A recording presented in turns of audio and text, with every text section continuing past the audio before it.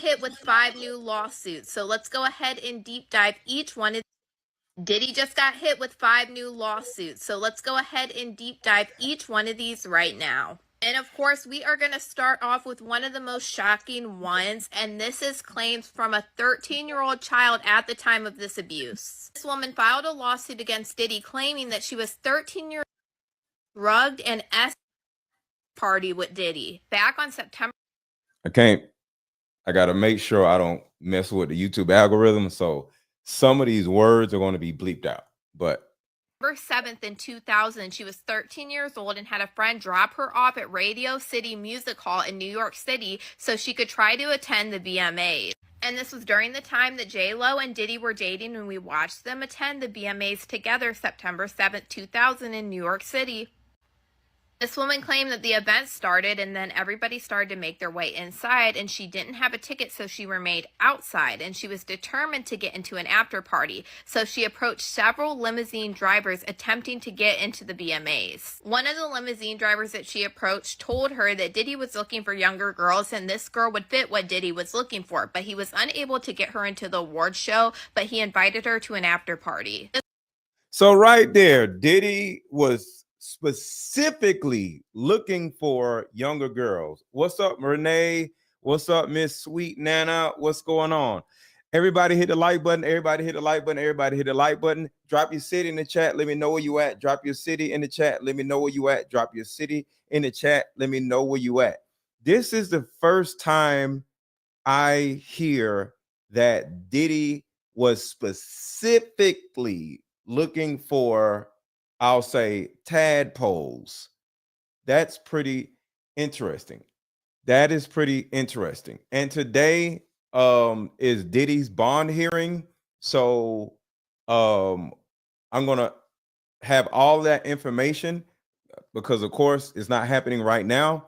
But the second the bond hearing actually starts and we'll get some information, I'm going to give all of y'all all the information. So everything is going to be updated so y'all don't have to go anywhere. We're talking about all Diddy stuff. What's up, Mo Easy? But we're talking about the bond hearing when it actually happens also. So right here, we're talking about the lawsuits because I think the lawsuits that just came out, the five lawsuits that just came out a couple of days ago are going to derail Diddy's opportunity to get his bond hearing or to get bond, and it's a good possibility that he'll stay in jail. But also there's information that I'm going to share with y'all that would say otherwise, and on the contrary of that, he may actually get out today. So we're going to talk about all of that. So all of this is Diddy's bond hearing, and yeah, this is going to be a good show. So everybody hit the like button, hit the like button. Drop your city in the chat. Let me know where you at, and drop popcorn emojis in the chat. Diddy was looking for, but he was unable to get her into the award show, but he invited her to an after party. This woman claimed that the driver told her to return. Now, remember, this girl was like 13, I think, and Diddy was looking for that age group. 2000 in New York City.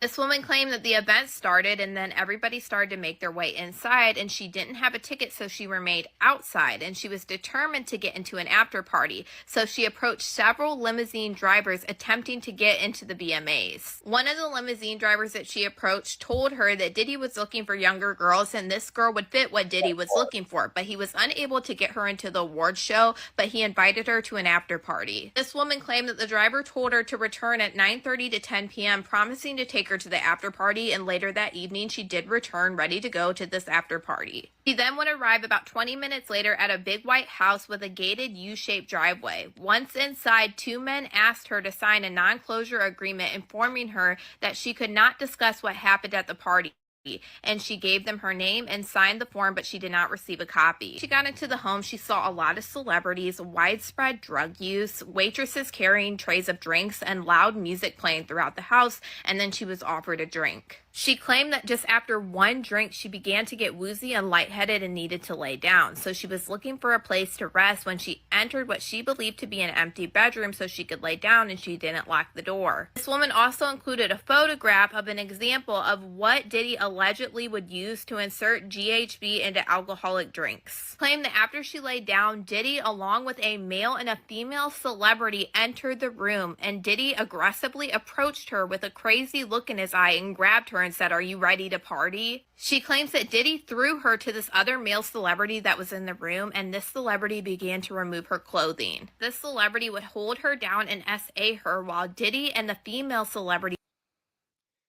It's getting graphic. It's getting graphic. It's getting too graphic. So I gotta beep some stuff out, y'all. Watched, and then the celebrity finished, began SAing her, and the woman celebrity would. The woman claimed that Diddy then forced her to give oral to him, but she refused.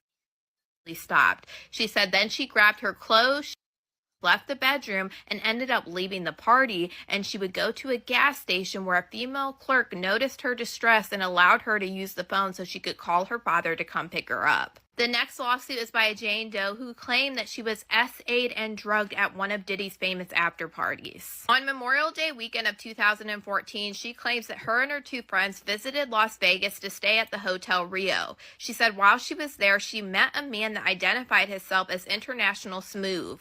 Smooth would invite her to this party and said that her friends were not invited because this was an exclusive celebrity party. Claimed that she looked this man up on Instagram and figured out that he was the promoter for Diddy's parties. She said when she arrived at this party, she met many celebrities, including Mary J. Blige, Lil' Kim, and Nicki Minaj. And she.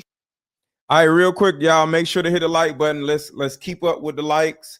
Like, let's start early. So the first batch of people who are just coming in, make sure everybody is hitting the like button, because when everybody hits the like button, when the show starts, it'll bring in like 300 more people, and then 400 more people, then 700 more people. So everybody right now, take a second. I know y'all are just coming in, but do me a favor and everybody hit the like button. Drop popcorn emojis in the chat and hit the like button. The likes are low. We got to get the likes up, because once you hit the like button, what happens is it sends a signal out to YouTube that shows that we are lit over here, and YouTube is going to send the video to more random people that are looking for P. Diddy content. So hit the like button, hit the like button, hit the like button. It's very important, especially early in the stream. Saw more that she didn't meet, but she took pictures and videos with many of these celebrities and posted them to her private Instagram page. This woman then claimed that she was introduced to Diddy, who greeted her and said that he hoped she had a great time at the party, and then eventually the party died down at Club Rehab, and she was invited by Smooth to an after party at Diddy's suite at Planet Hollywood Hotel. She said, see, the thing about it is, this is the main reason why, and I'll say the main reason why we need fathers in homes, because this lawsuit is from a woman that is an adult now, but she was allegedly 13 years old. Where are her parents? Now, it's Diddy's fault. Diddy needs to go up under the jail.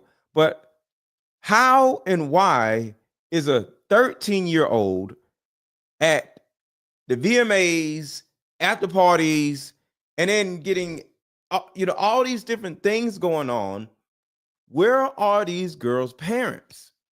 I'm not taking no accountability away from Diddy, but I am adding some accountability to the parents of all of these girls, because everybody would love to go to a party.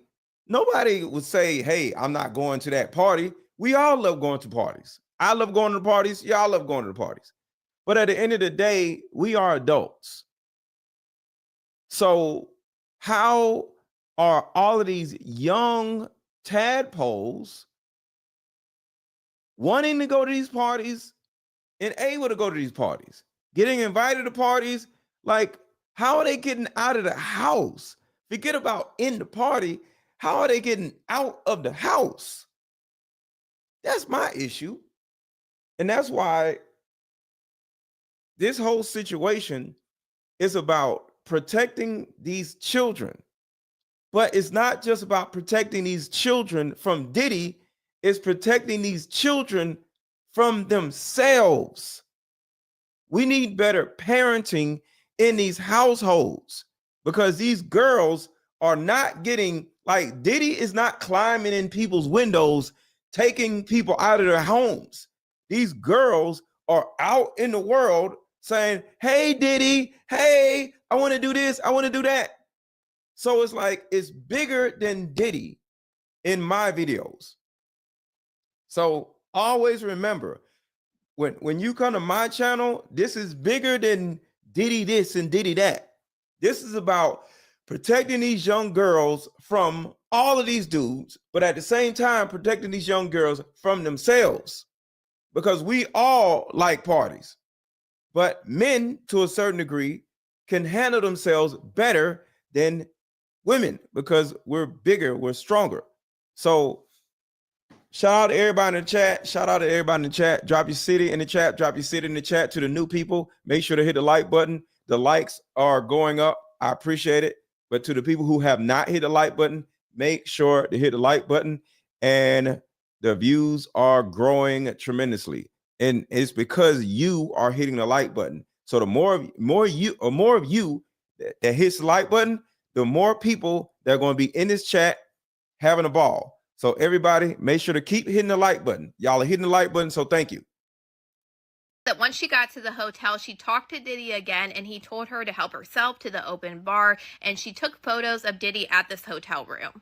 Then went to help herself from the open bar, and she said after 40 minutes of having 1 to 2 drinks, she began getting woozy and lightheaded. This woman said that she went to tell Smooth that she didn't feel well and she would likely need to leave the party soon.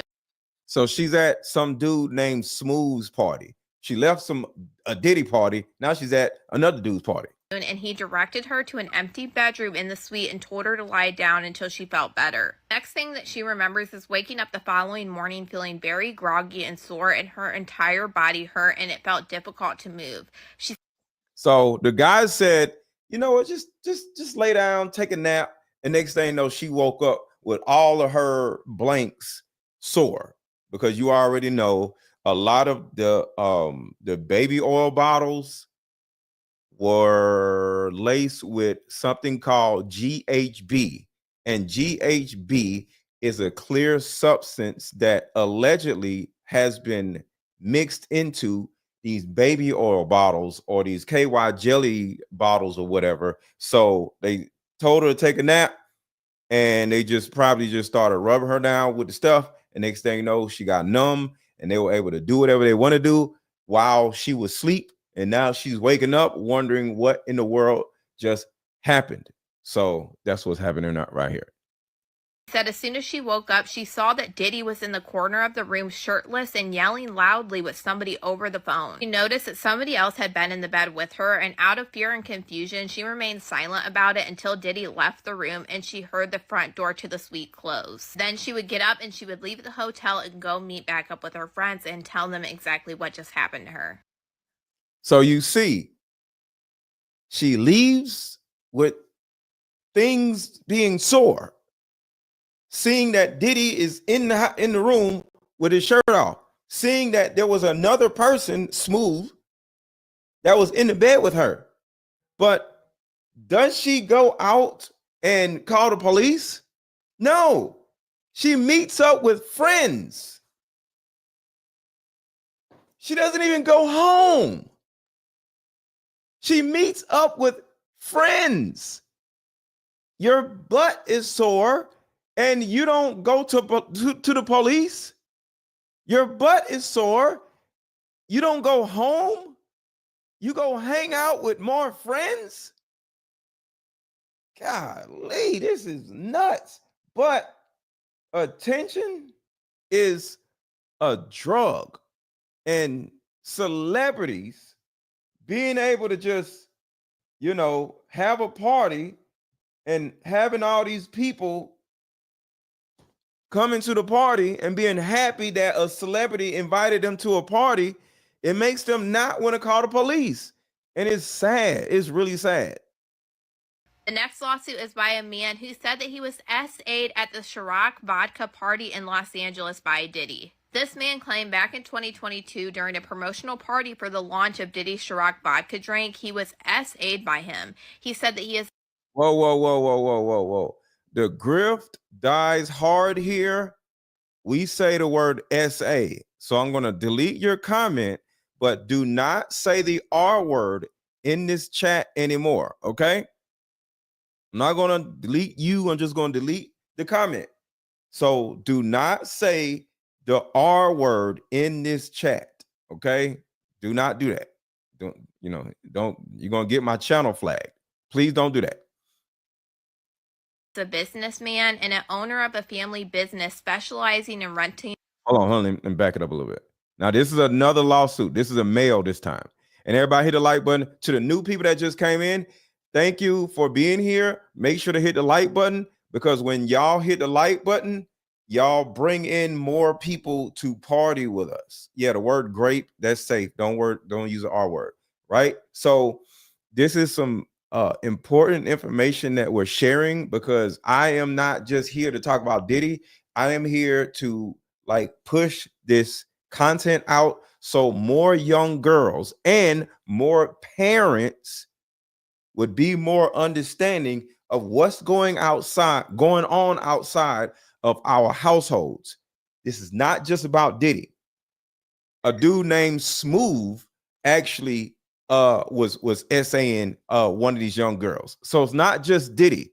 There's millions of weirdo dudes that are outside of your households that could be doing something crazy to your daughters, and you ain't even going to know.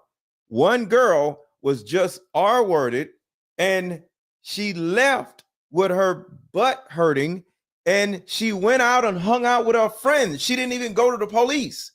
So you got to understand the signs so you can be able to sit down and talk to your daughters and your sons also, and be able to say, hey, has anybody been inappropriate with you?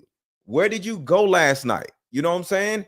And with all that being said, that is why I created my mother-daughter card game, because a lot of households are ran by mothers only. There's a lot of single mother households out here, and your daughters are running around doing who knows what.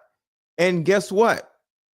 A lot of these young girls, they don't feel comfortable talking to their mother. So I created this mother-daughter card game so you and your daughter, or you and your mother, can have a better relationship. So if something like this was to happen, your 18-year-old daughter, your 22-year-old daughter, your 15-year-old daughter were to go to a party and something was to happen, she would be able to come home to you and say, Ma, I got something to tell you, without you judging her, without you going crazy. And she'll then be able to talk to you without being afraid of you responding in a negative manner. So this is not just about grown women talking to their moms. This is also about grown women talking to their daughters. So this card game right here is called the Like Mother, Like Daughter card game, and is meant for mothers and daughters to build a better relationship. So when something happens, she would come to you instead of not coming to you, because that's the biggest problem with mothers and daughters. Daughters can't come to their mothers because the mother is going to go crazy and act the fool. All right. So there's a Black Friday or early Black Friday sale on my mother-daughter card game. This card game is usually $199, but you can buy this card game right now for only $62. And this Deeper Discussions card game is only $35. So everybody buy your card games, because this is not just about Diddy. This is about protecting our daughters. And that is what this card game is about. Protect your daughter, protect yourself. Buy your card game. If you're a guy, if you know a woman that has a daughter, buy this card game for her and just give it to her as an early Christmas gift before Christmas comes up. Thanksgiving is coming around. Mothers and daughters are going to be around each other. Everybody needs to have this card game in their hands. So hit the like button, drop popcorn emojis in the chat, and buy this mother-daughter card game. The link is pinned at the top of the chat. The link is under this video. There's pictures of my card games under this video. Hit the link because right now, the card game is only $62. It's going back up to $199 soon. Get your card game. Let's go. And Cash App is scrolling across the bottom of the screen. Also, drop me a Cash App if you like the content. Cash App is $AARON, $AARON 1000. Let's go. Buy me lunch or something if you're enjoying the content. Los Angeles by Diddy. This man claimed back in 2022 during a promotional party for the launch of Diddy's Ciroc vodka drink, he was SA'd by him. He said that he is a businessman and an owner of a family business specializing in renting luxury cars and jewelry, and he has known Diddy throughout previous years. He claimed that Diddy and him had a business relationship for many years, and Diddy would often rent vehicles and jewelry from himself. He said that Diddy personally invited him to the Ciroc party, and he accepted based on him and Diddy's relationship. This man claims once he arrived to the party, he saw many high-profile guests and he took photographs of Diddy and these other high-profile celebrities sitting on the couch discussing Ciroc business. And these are the photos that he took. And Diddy's face is scaring the crap out of me. He's like, why are you taking this photo? Diddy is right there. I wish so badly that these faces weren't covered. This man claimed that Diddy invited him into his private office and he thought that they were going to discuss business. However, he realized that Diddy was intoxicated and acting strangely. He said that Diddy would begin moving closer and closer to him, and then he began to remove his pants and expose himself. Then claimed that Diddy grabbed a hold of his private areas and began squeezing them in a rough and weird manner. This man claims that the situation began to escalate until a professional athlete. First of all, there's no way a man can grab another man's blank in a non-weird way. What do you mean in a weird manner? If a man grabs any part of my body, it's a weird manner. What are you talking about in a weird manner? The act is weird itself. Athlete that's shown in this picture above entered the office and Diddy stopped what he was doing. This man claims that as soon as this happened, he got out of there and left that party to return home. The next lawsuit is by a man who claims that Diddy and an unnamed celebrity SA'd him at a 2022 award show after party. This man claims that he is a personal trainer and worked with tons of celebrities and notable figures over the years. He trained a fashion designer who told him that she shared his videos and workouts with Diddy and he was interested in meeting him. He then claims that this fashion designer extended an invitation to him for him to attend an exclusive award show after party in Los Angeles hosted by Diddy. He said on June 27, 2022, a Lincoln Navigator arrived to pick him up to take him to Diddy's residence in Hollywood Hills. He said that once he arrived at this party, he was greeted at the door and he had to sign an NDA and he never. Okay, so somebody said something important and we got to address this because some men don't understand what's going on. Anthony, shout out to Anthony, says so much cap. How a man is going to blank you and he's still alive. No security in the world would be able to protect you from me. That is a lie. And that is the fake masculinity a lot of us men have. So I want you to just think about this scenario for Anthony and for anybody else watching. We all think we tough, right? Until something stupid happens to us. Men be victims just like women be victims. So imagine you in New York, right? And you're at a party and then Diddy, for whatever reason, wants to say hey to you or what's up to you or whatever. So say he invites you to VIP. It's Diddy and you're like a nobody, right? All of a sudden, you feeling validated, you feeling good, you feeling excited that somebody like Diddy would want to actually be your friend. So now you hanging out with Diddy. This is huge for anybody, not just for, TV people. Hanging out with Diddy is huge.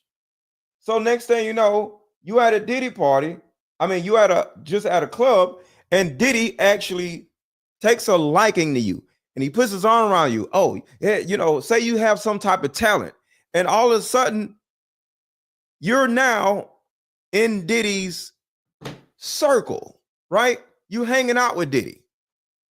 You feeling like you somebody. You sleep with all these different women. You feeling good about yourself. And then all of a sudden,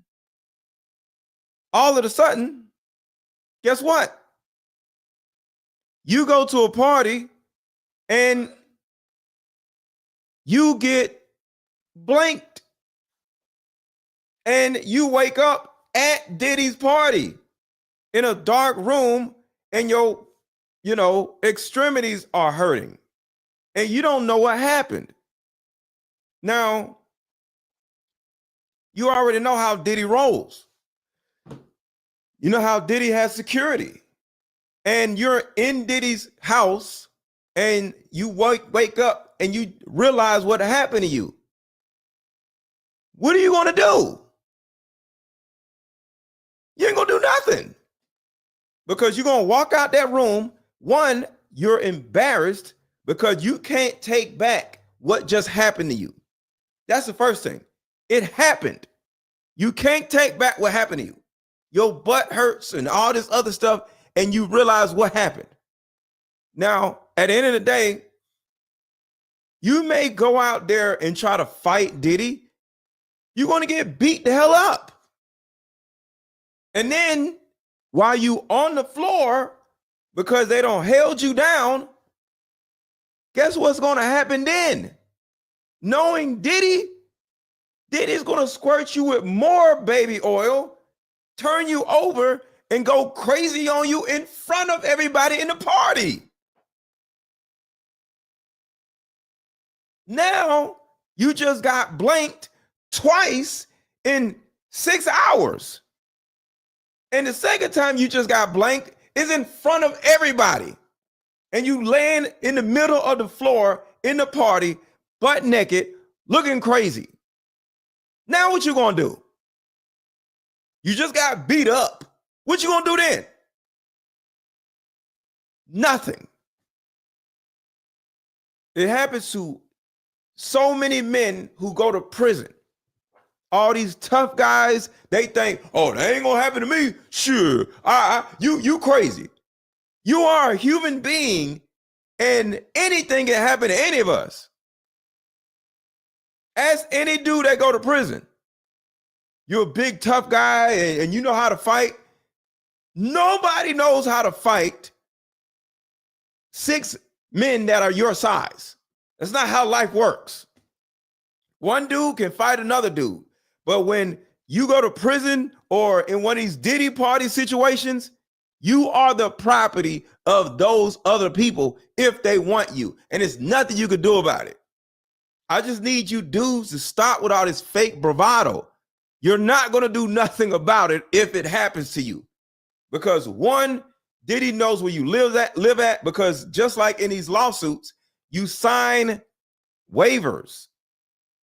You sign NDA. Another thing, they take your phone. You need your phone back. You gonna act crazy and they got your phone? That means they know your mama's phone number. They know your address. Because you already know, you take somebody's phone, all you really got to do is say, type, take me home or some shit like that. They can find out your address through your phone.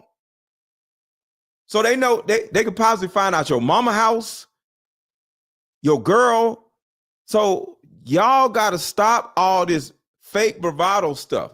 These men, as well as women, are victims. And the best way to fight back is to put this man in prison.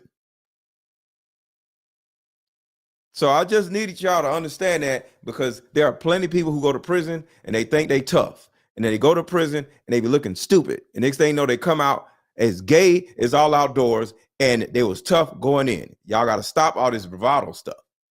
And the reason why I'm bringing this up, and I'm not saying you don't have the right to have this toughness, I just need you to understand that this type of stuff happens on a normal basis to men and women. Y'all got to get out of fantasy land. You can't beat no 6 dudes. You can't beat a bunch of dudes with guns. Diddy is a certified gangster. And he stayed alive all this time because nobody can touch him. He's untouchable. Don't you think Diddy would have still died a long time ago? Tupac dead. Biggie dead. All these people dead. Kim Porter dead. This man got coroners on the payroll. This man got police officials on, not just police. He has congressmen on payroll. Come on, man. Began to escalate until a professional athlete that's shown in this picture above entered the office and Diddy stopped what he was doing. This man claims that as soon as this happened, he got out of there and left that party to return home. The next lawsuit is by a man who claims that Diddy and an unnamed celebrity SA'd him at a 2022 award show after. You see, and an unnamed celebrity. It's not just Diddy. It's not just Diddy, an unnamed celebrity. Imagine you are at a Diddy party and Jay-Z or Fabulous or French Montana or Meek Mill, you hang with Diddy and Meek Mill or something like that. And all of a sudden, like right here, where's the party? Oh, never mind. I don't know what party it is. Is this a party? No, that's not a party. Imagine you just at oh, here's a party. Imagine you at this party.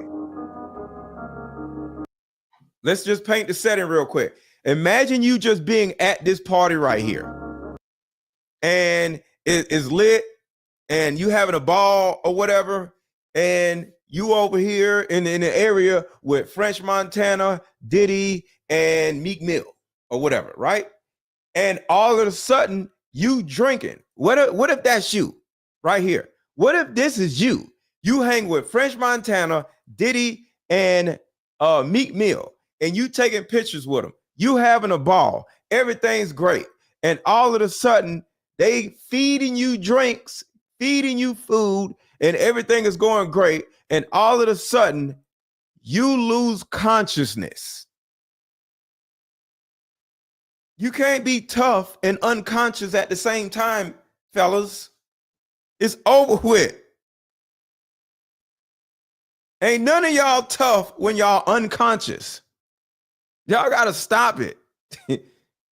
There's no tough unconscious man. No, it's a wrap.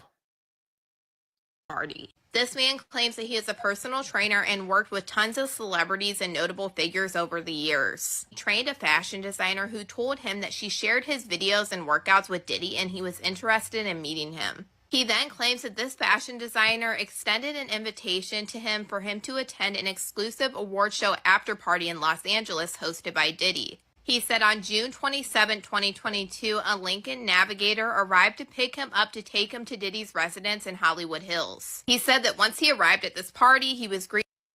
All right, now, he just got picked up by a Lincoln Navigator and he's going to a party in Hollywood Hills. I've been in Hollywood Hills before. It's spooky out there. Ain't nothing ever happened to me though. And shout out to Kim for the Cash App. Shout out to Nina for the Cash App. Thank y'all so much. Drop a Cash App, $AARON 1000, and buy me lunch if you are enjoying this content. All right, he's about to go to a party in Hollywood Hills. Let's find out what happened. At the door and he had to sign an NDA and he never received a copy of it.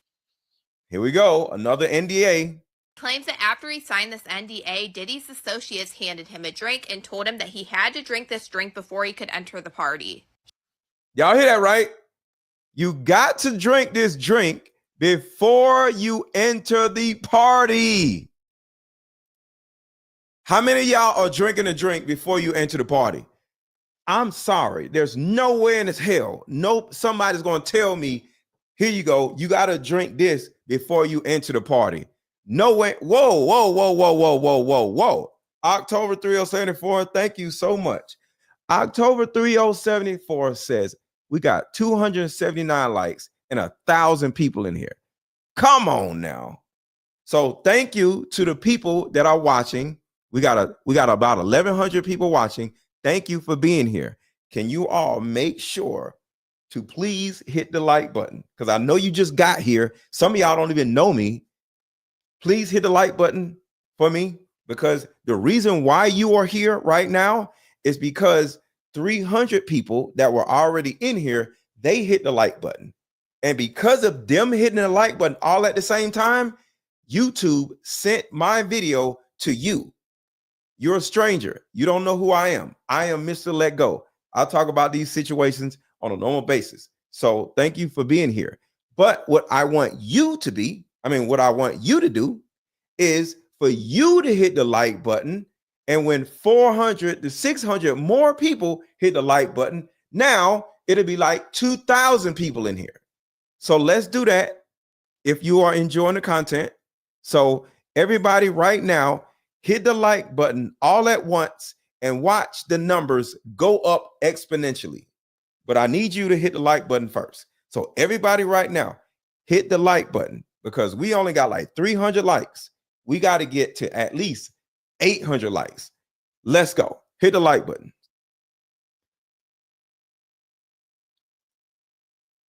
He said while walking through the party, he saw tons of celebrities at this party, and eventually an associates of Diddy guided him to a large room illuminated with red lights into a smaller room. Oh, hell. Oh, hell. It's over. He's getting escorted into a room. So hold on, let me back up a little bit. This man is in a party in Hollywood Hills.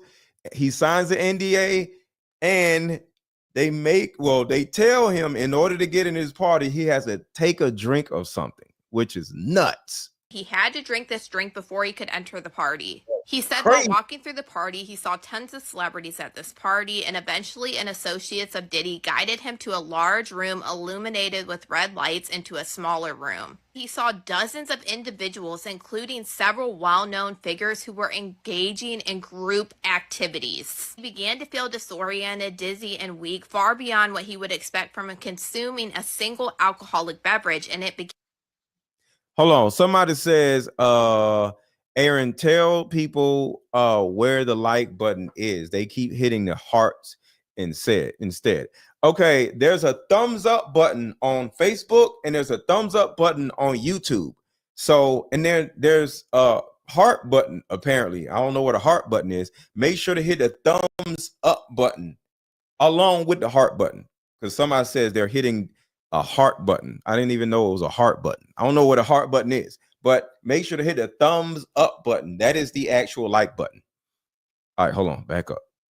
He just got invited into a room full of red lights. This is crazy. Celebrities at this party, and eventually an associates of Diddy guided him to a large room illuminated with red lights into a smaller room. He saw dozens of individuals, including several well-known figures who were engaging in group activities. He began to feel disoriented, dizzy, and weak, far beyond what he would expect from consuming a single alcoholic beverage, and it became clear to him that something was wrong. So let me tell you what this situation looks like, and we're going to come back to this. Listen to this real quick. You know, it was a little more sensual when I came out the studio, started going upstairs. And on my way upstairs, there's like this couch. I won't say how the couch is designed, because then that may give away whose party and whose house this was. There was a couch, and on the couch, I saw a couple of guys really going at it hard and heavy. And man, and I was like, oh, my brain, I'm thinking, well, the celebrity party, people. No, in my brain, I'm like, I'm finna get the hell up out of here. In what man's brain is like, oh, okay, I guess this is what they do? No, I'm the hell up out of here. Are you crazy? Listen to this shit. So some of these dudes, and I'm just going to say it, some of these women, they be seeing stuff. They be seeing the red flags in these parties. And guess what? They keep going upstairs. They keep drinking more stuff. Next thing you know, they end up being a victim. We got to look at the red flags, y'all. That's why my card games are so prevalent. Both of my card games help my audience identify red flags in other people in other situations. Yes, this is Lecrae, gospel rapper, seeing dudes doing gay stuff and staying in the party. Listen to this shit. Like, oh, Oh, that is a crazy response. I won't say how the couch is designed because then that may give away crazy. whose party and whose house this was. There was a couch, and on the couch, I saw a couple of guys really going at it hard and heavy. What's up, Suzanne? Everybody hit the like button. Everybody hit the like button. Everybody hit the like button. Everybody hit the like button. Thank y'all for being here. We are just so y'all know, to keep y'all up on the Diddy case. He is not we don't have footage of the Diddy case yet. So we are waiting on information from the Diddy hearing. There is no information as of right now. So I'm keeping y'all informed on the whole Diddy bail hearing. The bail hearing has not happened yet. So hold on. All right, when I said that, we got some information. So hold on we're going to stay with this, but y'all are here for the bond hearing, so I want to keep y'all up. So this is what we're looking at via shout out to True Crime. So right here, nothing is happening right now. So I'm just showing y'all right now. I have the bond hearing in the background. So nothing is happening thus far. All right. So as you can see, nothing is happening yet. So I will keep y'all informed as time goes by. But until then, we are going to have a good time talking about these videos and informing my audience on what to look out for in these parties. So drop popcorn emojis in the chat, drop popcorn emojis in the chat, drop popcorn emojis in the chat, drop popcorn emojis in the chat. So we're going to go back to the videos, but just so you know, I am on it when it comes to the Diddy information. So let's go. Man, and I was like, oh, my brain, I'm thinking, well, the celebrity party, people do what they do. As I started moving upstairs, I passed them up and I noticed that it wasn't just those two guys. It was more and more people just going at it. I was like, okay, it's time for me to roll. I'm going to grab my stuff and I'm going to get up out of here. I know that's how this went down. So was that shocking? Absolutely. Was I forced or coerced into anything? I was not. But why they felt that comfortable, I don't know. Maybe the invite list, they was like, yeah, all these people. I don't know.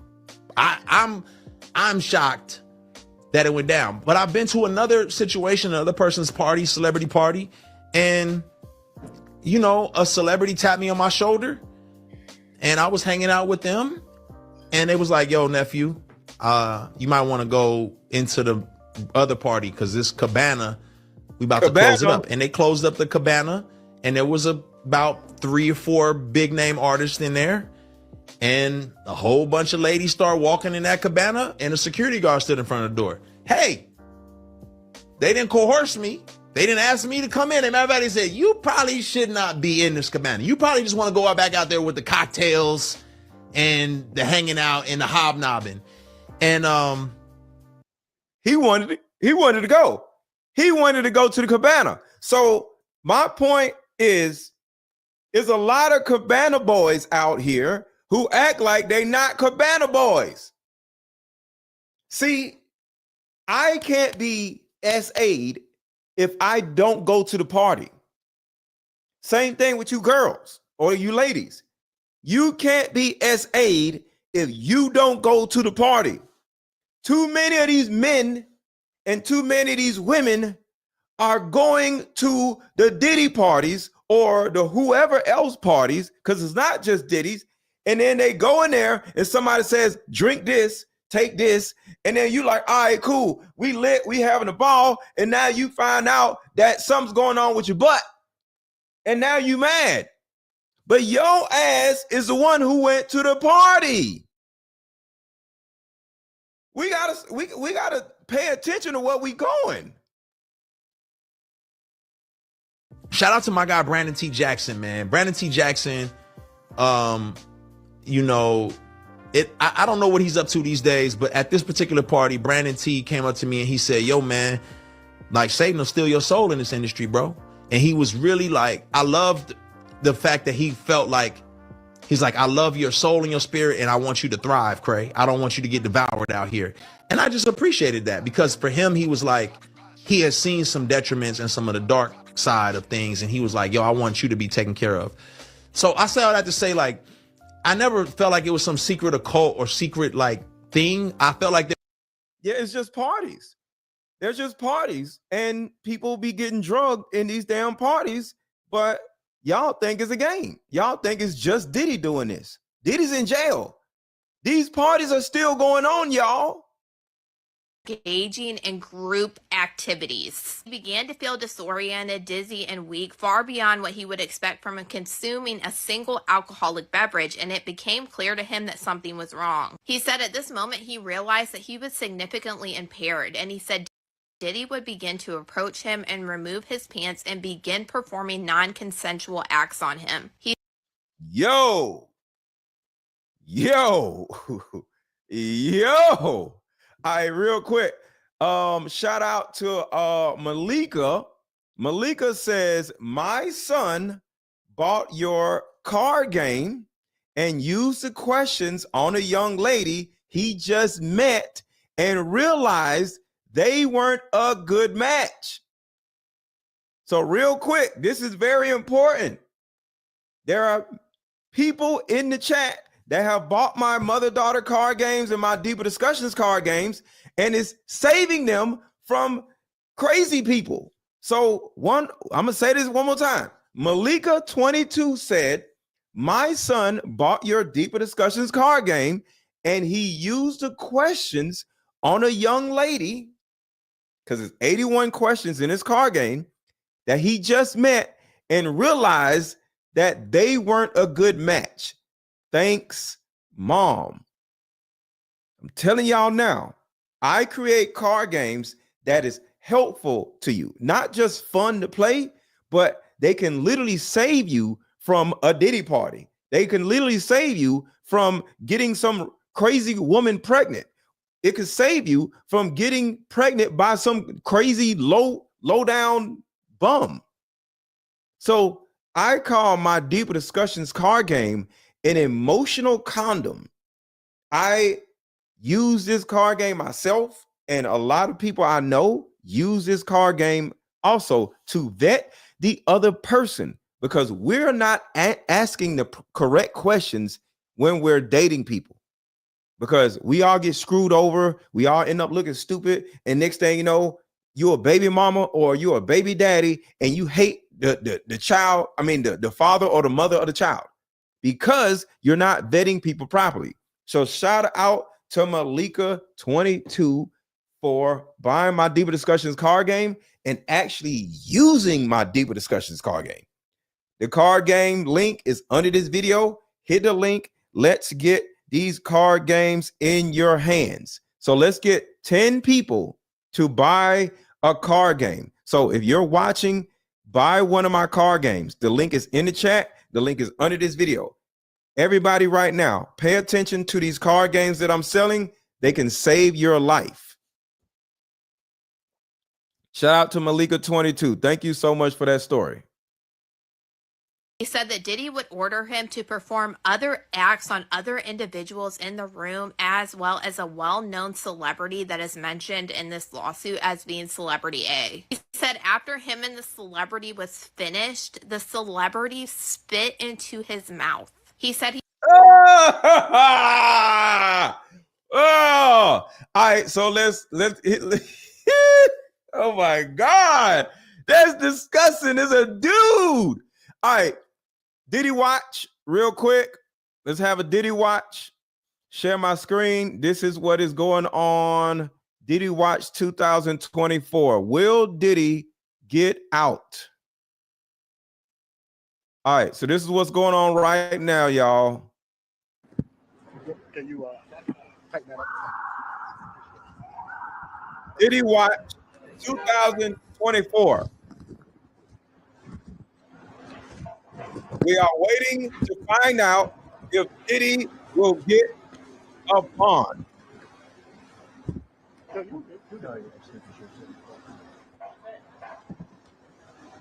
Everybody hit the like button. Everybody hit the like button. Everybody hit the like button. This is live and direct from outside of the courthouse.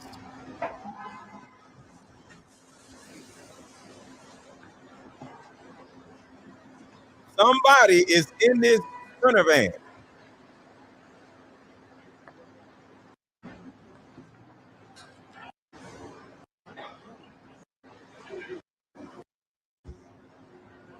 All right.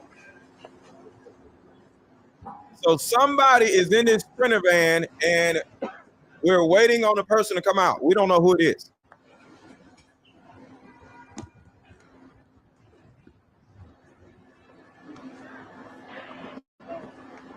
Hold on. Everybody put a 1 in the chat to make sure y'all can see this, what I'm sharing.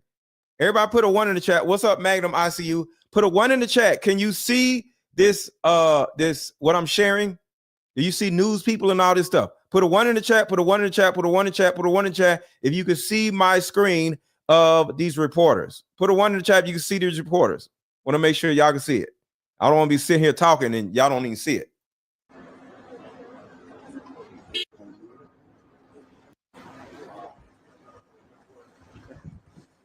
All right, here we go. Here we go. I don't know who's in here. He got his hand on the door. Share this video. Share this video. Share this video. Share this video. Bill Cosby is in jail. Ooh. All right, everybody share this video. Share this video. Share this video. And drop popcorn emojis in the chat. Drop popcorn emojis in the chat. Drop popcorn emojis in the chat. Here we go. This is live. It's a couple seconds delayed because I keep pausing it, but I'm gonna speed it up.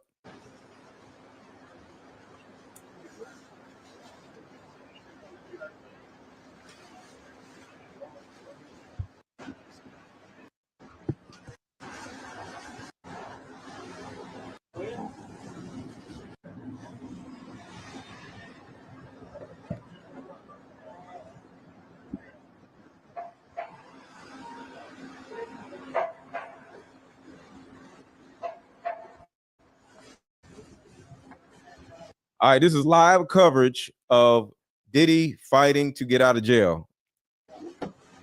All right, here we go. Here we go. I don't know who this is.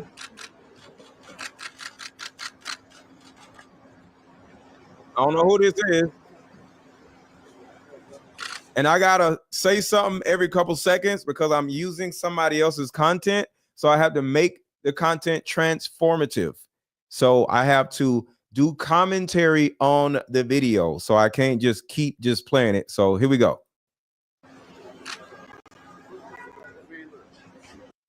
All right, so this is Diddy's family, I'm assuming. All right, who is this? Diddy's sister or somebody? All right, this is Diddy's family. You got I think this is one of the twins. I think, I'm not sure. With the white on. I think that's one of the twins. And let's see. Thanks. That's the dragon lady, Diddy's mom. All right, so that's those are the twins. They dress differently. Okay, there's the other twin. All right, that is Diddy's mom, Janice Combs. My man done what's Janice? Okay, there's Janice. All right. So it is underway. So as you can see, the trial hearing has not started yet because they're just walking in. All right. How come the kids aren't in a black Lincoln Navigator? I don't know. I think a Sprinter van is more comfortable. All right. So that is what's going on right now, y'all. I don't know.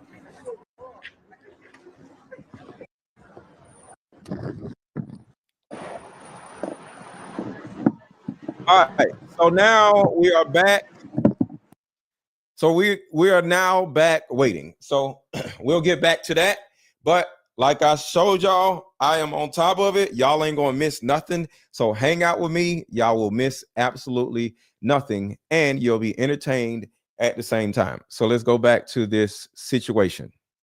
As a well-known celebrity that is mentioned in this lawsuit as being Celebrity A. He said after him and the celebrity was finished, the celebrity spit into his mouth. He said he started to go in and out of consciousness from whatever was happening to him after consuming this drink. And he said, wow. Hold on, I gotta back this up. This is absolutely nuts. I'm backing up a little bit for the people who are just coming in. This is absolutely nuts. It's disgusting. All right. So let's get a little more context. He arrived at this party, he was greeted at the door, and he had to sign an NDA, and he never received a copy of it. He claims that after he signed this NDA, Diddy's associates handed him a drink and told him that he had to drink this drink before he could enter the party. He said while walking through the party, he saw tons of celebrities at this party, and eventually an associates of Diddy guided him to a large room illuminated with red lights into a smaller room. He saw, I'm not having no dude escort me to no damn bedroom. Are you crazy? Shout out to Jay's Ranch for the $2 super chat. Thank you so much. Hell no. What in the world? You're not escorting me to no damn bedroom. I'm not no damn woman. dozens of individuals, including several well-known figures who were engaging in group activities. He began to feel disoriented, dizzy, and weak, far beyond what he would expect from consuming a single alcoholic beverage, and it became clear to him that something was wrong. He said at this moment he realized that he was significantly impaired, and he said Diddy would begin to approach him and remove his pants and begin performing non-consensual acts on him. He said that Diddy would order him to perform other acts on other individuals in the room, as well as a well-known celebrity that is mentioned in this lawsuit as being Celebrity A. He said after him and the celebrity was finished, the celebrity spit into his mouth. He said he started to go in and out of consciousness from whatever was happening to This is a dude. him after consuming this drink, and he said while in and out of consciousness, individuals at the party forced him into these acts with both men and women. He said the last thing that he remembers before totally losing consciousness is basically being passed around this party like a party favor. He claimed, Yo, what in the hell? A dude getting passed around like a party favor? Oh, this is a dude. That's what I'm saying. These dudes be groupies. I don't give a damn about going to no celebrity party. I live in Atlanta. All kinds of celebrities be throwing parties. I don't care about no celebrity party. I'd rather go to a normal everyday party where normal everyday people are at. I was at a normal everyday party last night. Had a great time with normal everyday people. I don't need no damn celebrities. These dudes be whole groupies wanting to go to the celebrity party. Why you want to go to the celebrity party, bro? Why you can't just go to a normal party? Why do you want to go to a celebrity party? I don't give a shit about no damn celebrity. This is shit that be happening in these celebrity parties. These dudes be groupies. They want to rub elbows with celebrities. I don't give a damn about no hang around no damn Jay-Z. These dudes be groupies. Claims that after he woke up after being unconscious, he found himself back at his home without a shirt and without his phone, unaware who took him back to his apartment or how he even got there. Last lawsuit is by a woman who claimed that Diddy drugged her and essayed her. This woman claims that she was essayed December. Hold on, I got some new information. So there was this big argument over whether or not the government was allowed to take pictures of these notes. Now, obviously, if the notes are communications with his attorneys, they're not allowed to do it. What the government said, we can't listen to. God damn it. Which means All right, here we go. development in the Puff Daddy case, and this is going to be really bad for the defense or really bad for the prosecution. Here's what happened. So there was this big argument over whether or not the government was allowed to take pictures of these notes. Now, obviously, if the notes are communications with his attorneys, they're not allowed to do it. What the government said is that they were doing a general search for contraband. They went in the jail cell. They found a stack of papers. On the top was a folder marked legal, and in What is happening? folder. They put that folder to the side and they took pictures of some of the other stuff. The defense said no, all of those were legally privileged materials. In fact, Puff had a larger folder that they all used to be in. The Bureau of Prisons said he can't have such a big folder. They took that away from him. So he just kept the one on the top and the other legal stuff on the bottom. And the judge was looking at it and he's like, yeah, some of this stuff looks legal. And he bought the defense's argument. They were good. But then, out of nowhere, the defense went and said, you know, Judge, the pictures that they took, the legal pads that those pictures are from, the legal pads themselves said legal on the top. The judge said, hang on, wait a minute now, let me see that. The lawyer gave him the pad, and he said, look, this is the page they took the picture of. This is legal on top. And the judge said, oh, my God. Hearing ended. But then after the hearing ended, the judge issued another order, and he said, defense, excuse me, you're going to have to explain to me something, because I saw the original photographs that the government took. And of the original photographs, Wait, y'all they can't hear took this? a photograph of this legal pad, and I'm looking at the binding. It doesn't say legal on top. That means one of two things, folks. Put a one in the chat if y'all can hear this. Put a one in the chat if y'all can hear this. That the government Somebody said they can't hear it. And of the original photographs that they took a photograph of this legal pad, and I'm looking at the binding. It doesn't say legal on top. That means one of two things, folks. That means that either the government lied to the judge and gave them photographs that weren't the actual photographs of the legal pads. Which is a lie. Or that means the defense. Remember what happened here. The government took the pads, they took pictures, and they put them back in Puff's jail cell.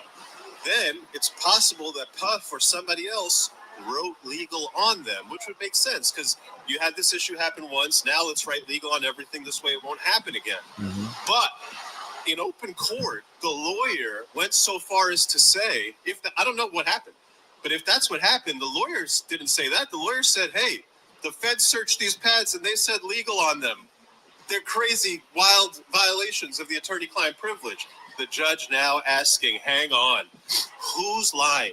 And if it's the defense that misrepresented that this legal was written after, or if it's the government that misrepresented that, oh, shit, yeah, we were hiding the fact that we clearly saw the legal marking on the top, that's going to be a problem for one side or the other. Major fireworks expected at the Puff Daddy hearing today on just this point alone.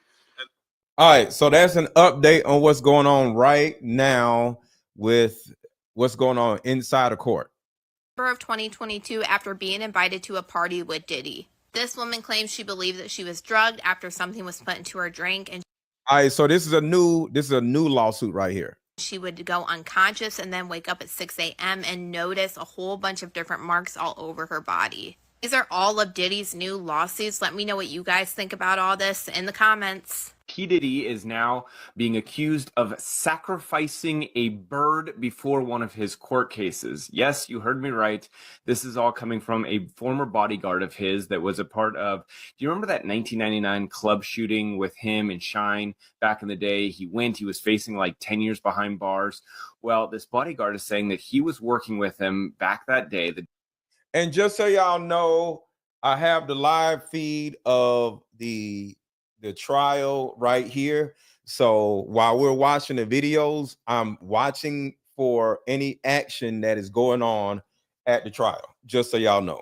So I know y'all like, so what's going on with the trial? Absolutely nothing. Nothing is happening at the trial right now. They're just staring at a door. Okay, just letting y'all know. I have the live feed of the trial right now in the background. Day that he was up for sentencing or to hear the verdict, and he was driving him through New York, through Manhattan to get to the courthouse. And apparently at one point he told, like, the driver pulled over right in the middle of Central Park, and that's when some guy approached Diddy. Diddy dropped to his knees, like, this is in the middle of Central Park. Diddy dropped to his knees. Smoke started swirling around Diddy, and the bodyguard, the guy's name is Gene Deal, thinks that the burning substance was sage that was, like, going around Diddy.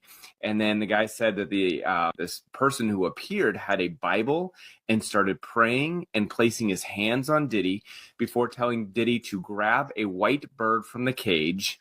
Diddy reached in, did something to the bird, and threw it up in the air, and then it dropped to the ground like a brick. That is sort of believable. Like, and then, I don't know.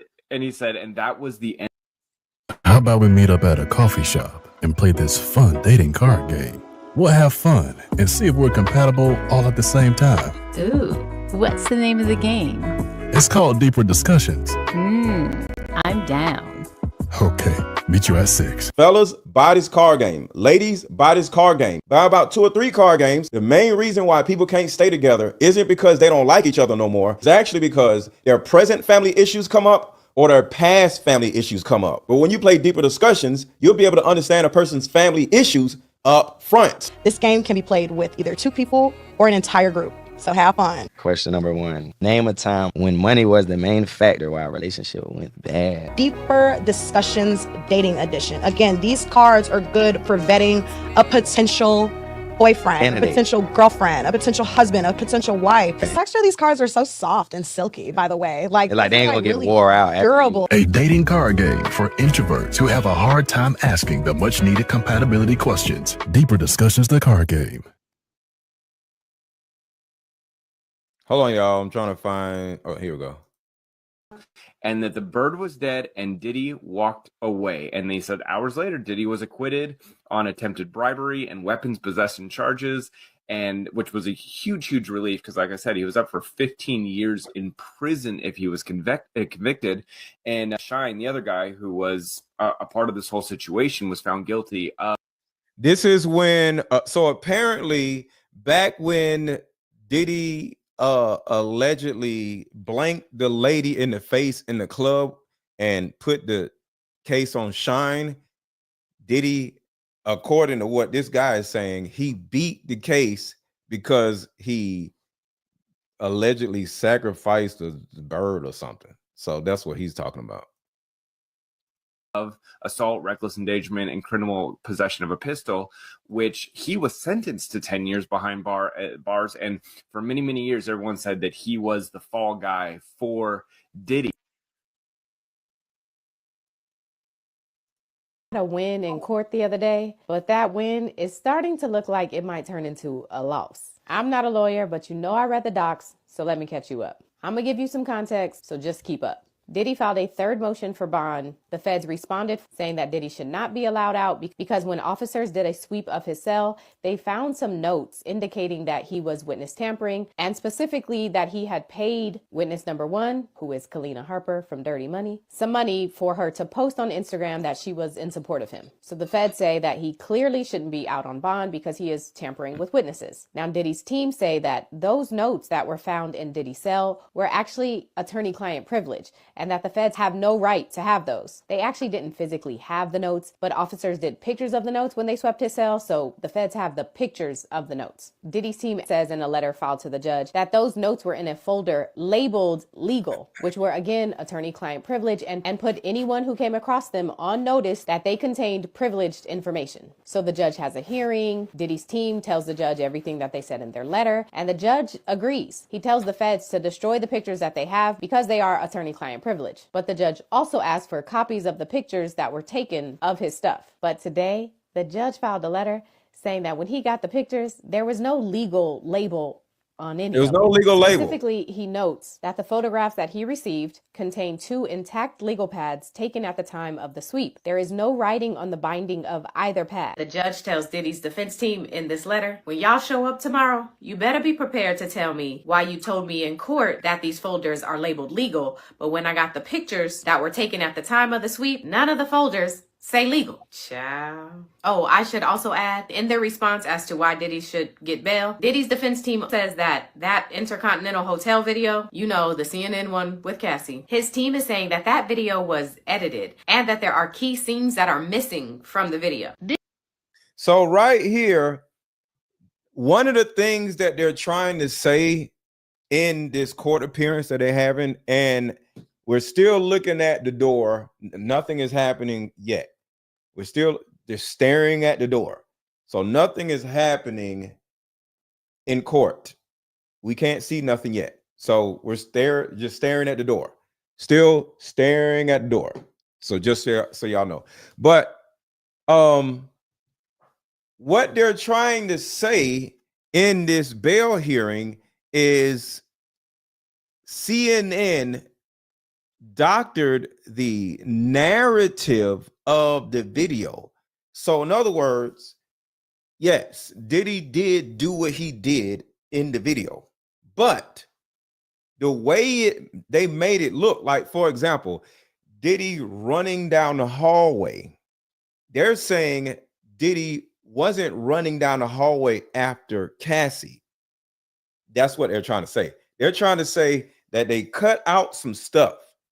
And apparently they're trying to say that Cassie stole something and he was going after what she had in her hand.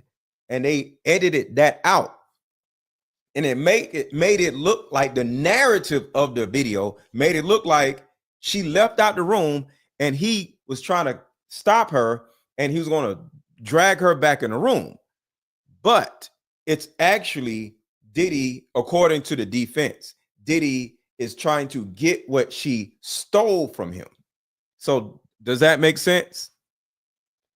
That's steep for a card game. What, $62? Get the $35 one then. Big baby. See, I have 2 different card games. There are 2 different price points. So this card game right here is regularly $199, but it's on sale for $62. So if you think $62 is a lot, it's usually selling for $199. I got a Black Friday sale. So you may want to get the card game. And let me tell you something, and I'm just answering somebody in the chat. This card game is the only product on the planet, the only product on the market that has 2 different cards in it, 2 different card decks in it, and it's one for mom and it's one for daughter. So you can actually take this card game, and if your mom does not live with you, you can send this this deck to your mom, and you can keep this deck. And now you and your mom can be on the phone, on FaceTime, and actually play the card game over the phone. You can't play no other card game remotely like this. Every other card game you ever play has to be in front of the person. But guess what? I have an understanding that most mothers and daughters do not live in the same house. So you take this card deck and send it to your mom or send it to your daughter. And then y'all can play over the phone if y'all don't live together. All right. So wait, something may be happening. Something may be happening. Hold on. I'm looking. Oh, nothing's happening. Hold on one second. Okay, nothing's happening. So the reason why this card game is more expensive than the average card game is because it's 2 card games in one. That's the reason why. And there's no other product on the market that can help you fix your relationship with your mom. A lot of y'all have tumultuous relationship with your mother. Most of y'all have tumultuous relationships with your mother. So buy this card game, and it will help you reestablish that love and appreciation for your mother or your daughter. All right, so let's get the feed over to the court situation. So we're about to transfer over and find out what they're talking about with a court hearing.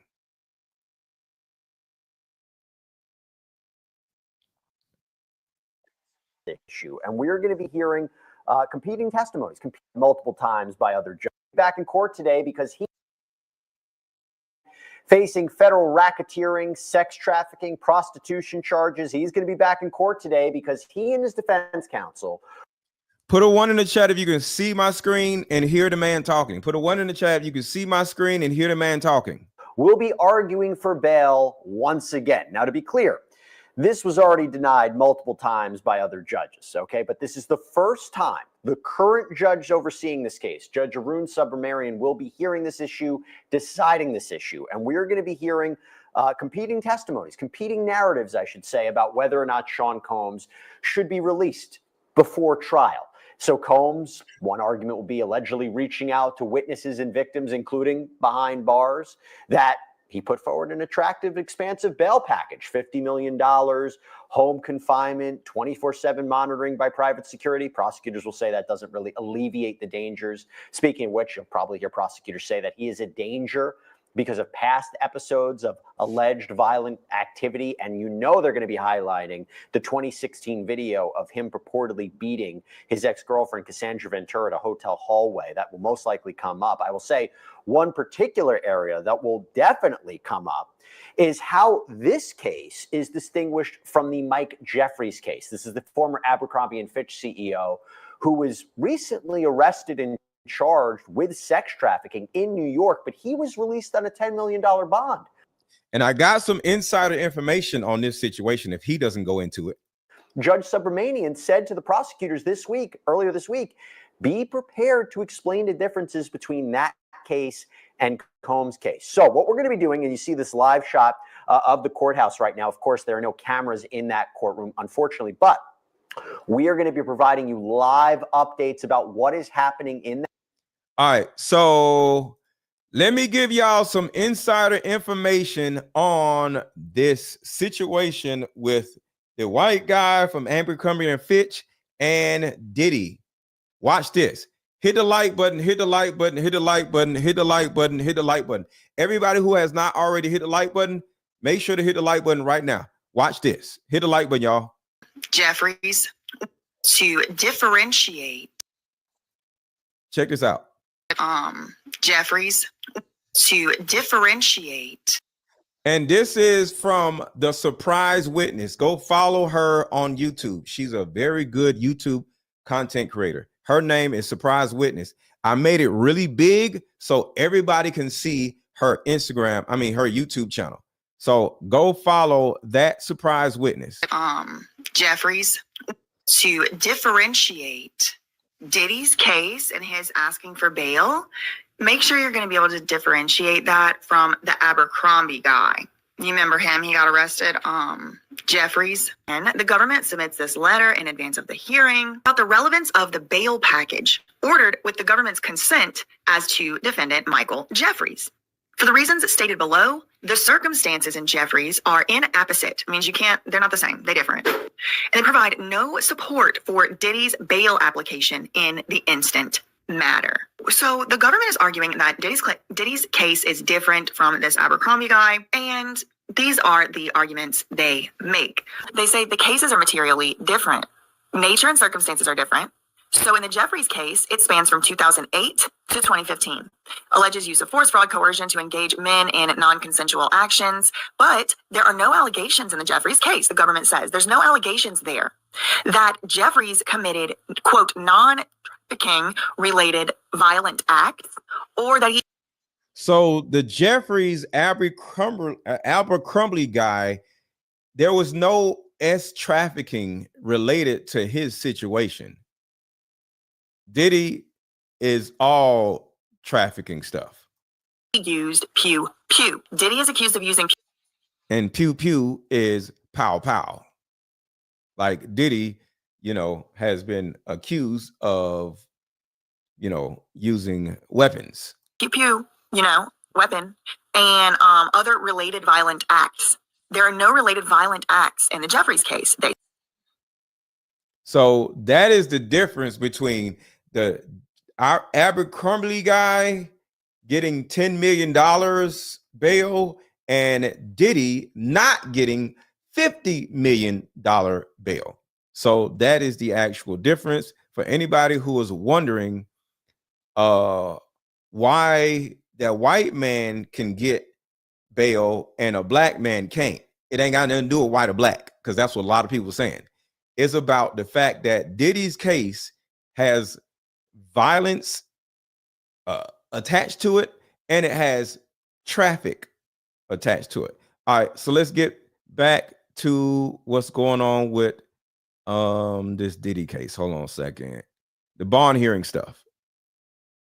All right, so here we go. We love having her on. And we are also joined by criminal defense attorney Nima Rahmani. Thank you so much. He's a former federal prosecutor as well. So happy to have you both here. Nima, I will start with you. The big issue, I think it's going to come up, is prosecutors. Why shouldn't Combs be released if Mike Jeffries is released? And they responded in a filing. We'll get to it. But what do you think? Well, two very different cases, Jesse. And obviously, when we're talking about sex trafficking, you're talking about force, fraud, or coercion. And in Combs's case, we're talking about a lot of force. Now, Jeffries, there was an alleged fraud. The victims were told one thing, they'd be models, and next thing you know, they're participating in these sex acts. There was some allegations of force. Maybe some security didn't let them leave, but there's no video of Jeffries beating anyone.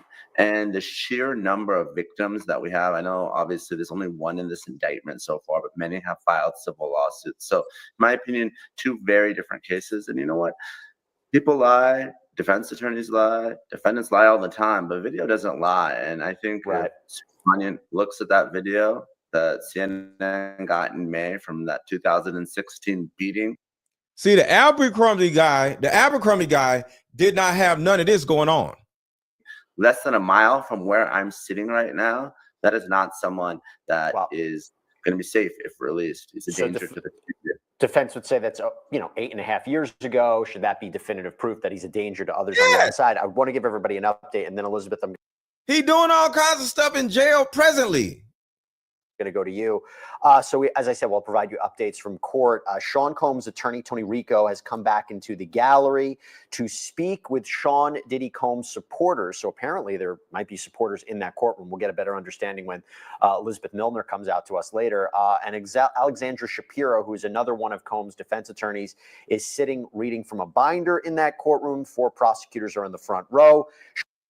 All right, so he's getting an understanding of what's going on in jail. I mean, in the courtroom right now. This is dope. Everybody hit the like button. Everybody hit the like button. Everybody hit the like button. Everybody hit the like button. Sean Combs has been brought in. He is wearing the MDC jail tan uniform that we've described before. You probably see it in kind of these courtroom sketches. And he has hugged his lawyer, Mark Agnifilo, and then sits chatting with his other attorney, Mr. Rico. Okay, so Elizabeth, let me go to you about this. The government has said with Mike Jeffries, he wasn't charged with racketeering. He's 80 years old. Sean Combs is 55 years old. There are efforts by Sean Combs to try to obstruct this investigation, reaching out to witnesses and victims, including. Well, I already answered that. So let me fast forward a little bit because I want to make sure y'all are up to date on everything. Question that we first have is from Sandy Rivera, who, by the way, Sandy, thank you so much. I know that you always comment on YouTube. We really appreciate it. The question for Nima is, why did he request no restraints at this hearing? Just to put a little clarification on that, he had actually petitioned to. Who the heck? Come on, man. Y'all asking dumb questions. Why? I don't want no restraints. Maybe testify at an upcoming trial, which is currently scheduled for May of 2025. Yeah, I don't think we're going to see any celebrities today. I think today is going to be strictly about, his bail hearing. What are the reasons that advocate that he be kept in prison until the trial, whatnot. But I would be shocked if there's no celebrities coming forward ultimately at his trial. Again, we've talked about this is someone who's had relationships with celebrities, friendships, business relationships for decades. He's been in the business forever. There's going to be people who have relevant information here. Nima, question for you. This is my question. So in anticipation of this hearing, Sean Combs, I'm going to turn it this way. Sean Combs' defense counsel filed something very interesting with the court. They filed this is what they write the court. They write Judge Subramanian in support of Mr. Combs' renewed bail application. All right, so this was like the last few hours before court started. They sent them this. I was reading this earlier. Hit the like button, y'all. Hit the like button. Hit the like button. Hit the like button. We have submitted to the court and the government a 20-minute video under seal, and we don't know what that video is, but they said the video was prepared by Connor McCourt, who was previously a foot patrol officer with the New York City Police Department. He was promoted to sergeant. He was assigned to the Technical Assistant Response Unit. Why do I feel this has to be about Cassandra Ventura? I say that because it seems that a big... Who is Cassandra Ventura, y'all? Oh, duh, Cassie. Okay, Cassie. So Cassandra Ventura is Cassie. Big factor, a big point of discussion in this bail analysis, and there's been briefs back and forth, has been whether or not she is credible, whether or not her description of this relationship was, for example, the 2016 video of her trying to escape a freak-off wasn't. See, this isn't fair. They're going to try to use the credibility of Cassie against Diddy. An example of sex trafficking, or as the defense would say, we'll show you text messages, we'll show you other evidence that this is just a really toxic relationship. It's not evidence of sex trafficking or racketeering. It can't be used to justify detention. Would I be so far off to say that this 20-minute video under seal might have to do with her? I think that. What do y'all think? What do y'all think? I definitely hope not, because like I said, if they try to use her character and just say she enjoyed all this stuff, that is so wrong. That's a good guess, Jesse, and we can guess that because the defense has said that this video is edited. It doesn't show the full story. It's a snapshot in time. I don't know what more we need to see, even if the relationship was toxic, tumultuous. Let's not forget, it was Cassie Ventura's bombshell lawsuit in November that really started all this. And the other victims who have come forward have told very similar stories of physical and sexual violence. So even if Cassie, Diddy's longtime girlfriend of more than a decade, is lying, even if you don't believe her, I mean, there are dozens of other victims who are telling the same story. It's going to be hard to disbelieve everyone. Want to give everybody an update in court.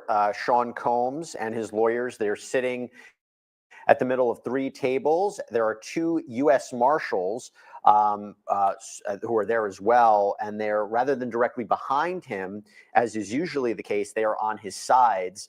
Nima, I'll just go back to you. Is there some sort of security risk that we should be thinking about here? I don't think so. I mean,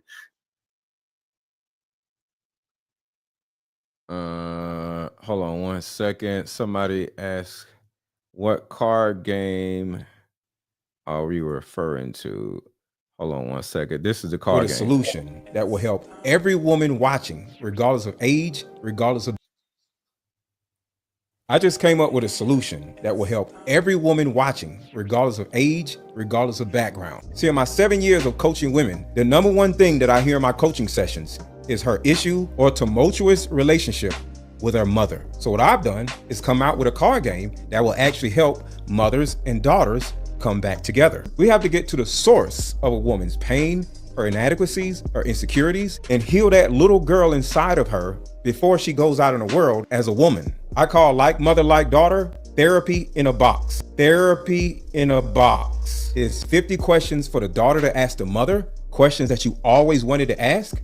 And it's also 50 questions for the mother to ask the daughter. But when you're able to ask the questions that you always wanted to ask to your mother without her getting upset, without her pulling rank on you, the lines of communication are now open. When women are finally able to forgive their mother, forgive their father, forgive what happened to them, and most importantly, hear her mother's side of the story that she never divulged to you, relationships outside of the household would then blossom. Because for most women, there's a hurt little girl inside of her that never had an opportunity to be seen or heard. All of the resentment, the lack of being heard, but all that stops when you buy my new Like Mother, Like Daughter card game.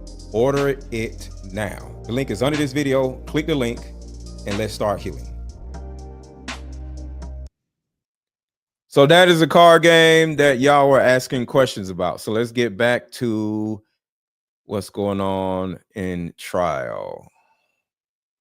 Hit the like button, hit the like button, hit the like button, hit the like button. Diddy could have taken off. And we're talking about bail. You're really looking at two issues: risk of flight and danger to the community. I don't think he's going to try anything because that's a surefire way to be shackled the rest of the trial. And he's not that stupid.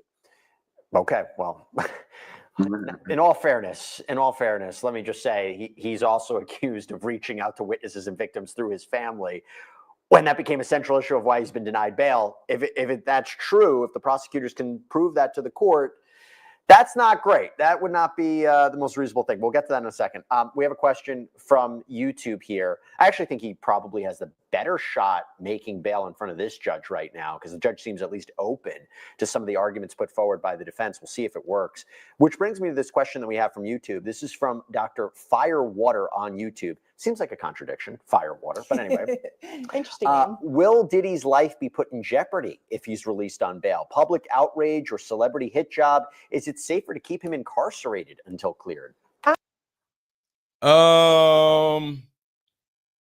With all the things that Diddy has done and Diddy still having money, no, nobody's going to mess with Diddy because if that was the case, Diddy would have been gone a long time ago. If that he'd been doing all this crazy stuff for 30 years. I think that's highly doubtful. I mean, in the case of Mike Jeffries, he was able to be released on bail. He's under home confinement. He's being monitored. You know, someone like Diddy who has not just homes, but really estates with security. If he's confined to his home. Cole on YouTube. Nemo, I'll throw this to you. What would be your best possible defense strategy? Thank God I'm not doing defense work anymore, but I think the best defense strategy would be to argue that the sexual activity happened, but it was consensual. That gets rid of the force, fraud, or coercion. The challenge is if they do supersede and they add sex trafficking of minors, that argument goes out the window because minors can't consent. Now, Diddy is allegedly contacting witnesses, and there's probably a few ways that he can persuade them to either do a 180 or not show up at trial and testify. He can outright bribe them, pay them off through civil settlements and judgments. He can blackmail them. He can try to threaten them. But, I mean, his best defense is for these witnesses to go sideways. That's really the only defense in this case. All right. We have an update from court. Sean Combs' lawyer, Mr. Rico, says the family of Mr. Sean Love Combs are here. They traveled a long way. Judge Subramanian says, thank you for being here. Mr. Agnifilo, tell me about the legal pads. And Mark Agnifilo responds, the first time I saw them was Tuesday.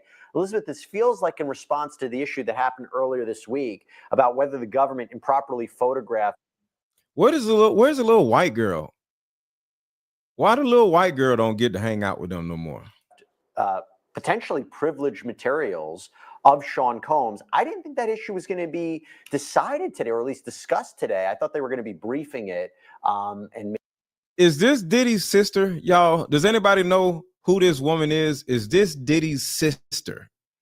I would assume that this is Diddy's sister, but I've never seen Diddy's sister before. Does anybody know? Because Diddy had a sister. Is this Diddy's sister? Maybe the judge would have to decide if there was a privilege issue later on. Actually, before I throw it to you, another update.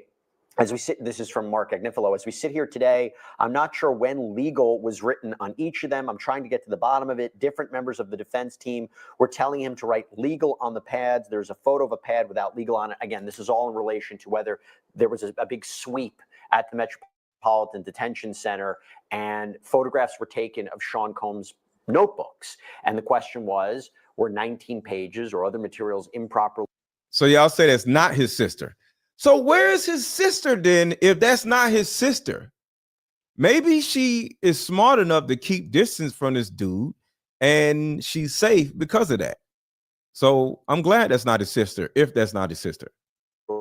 Photographed of his conversations with his attorneys about legal strategy, what was written on the pads. What do you take away from this? That's right. So I'm not surprised that the judge is discussing it a little bit. The judge had said earlier this week that he will hold separate hearings regarding whether these notes could be actually ultimately used at trial in May, and that's sort of later on down the line.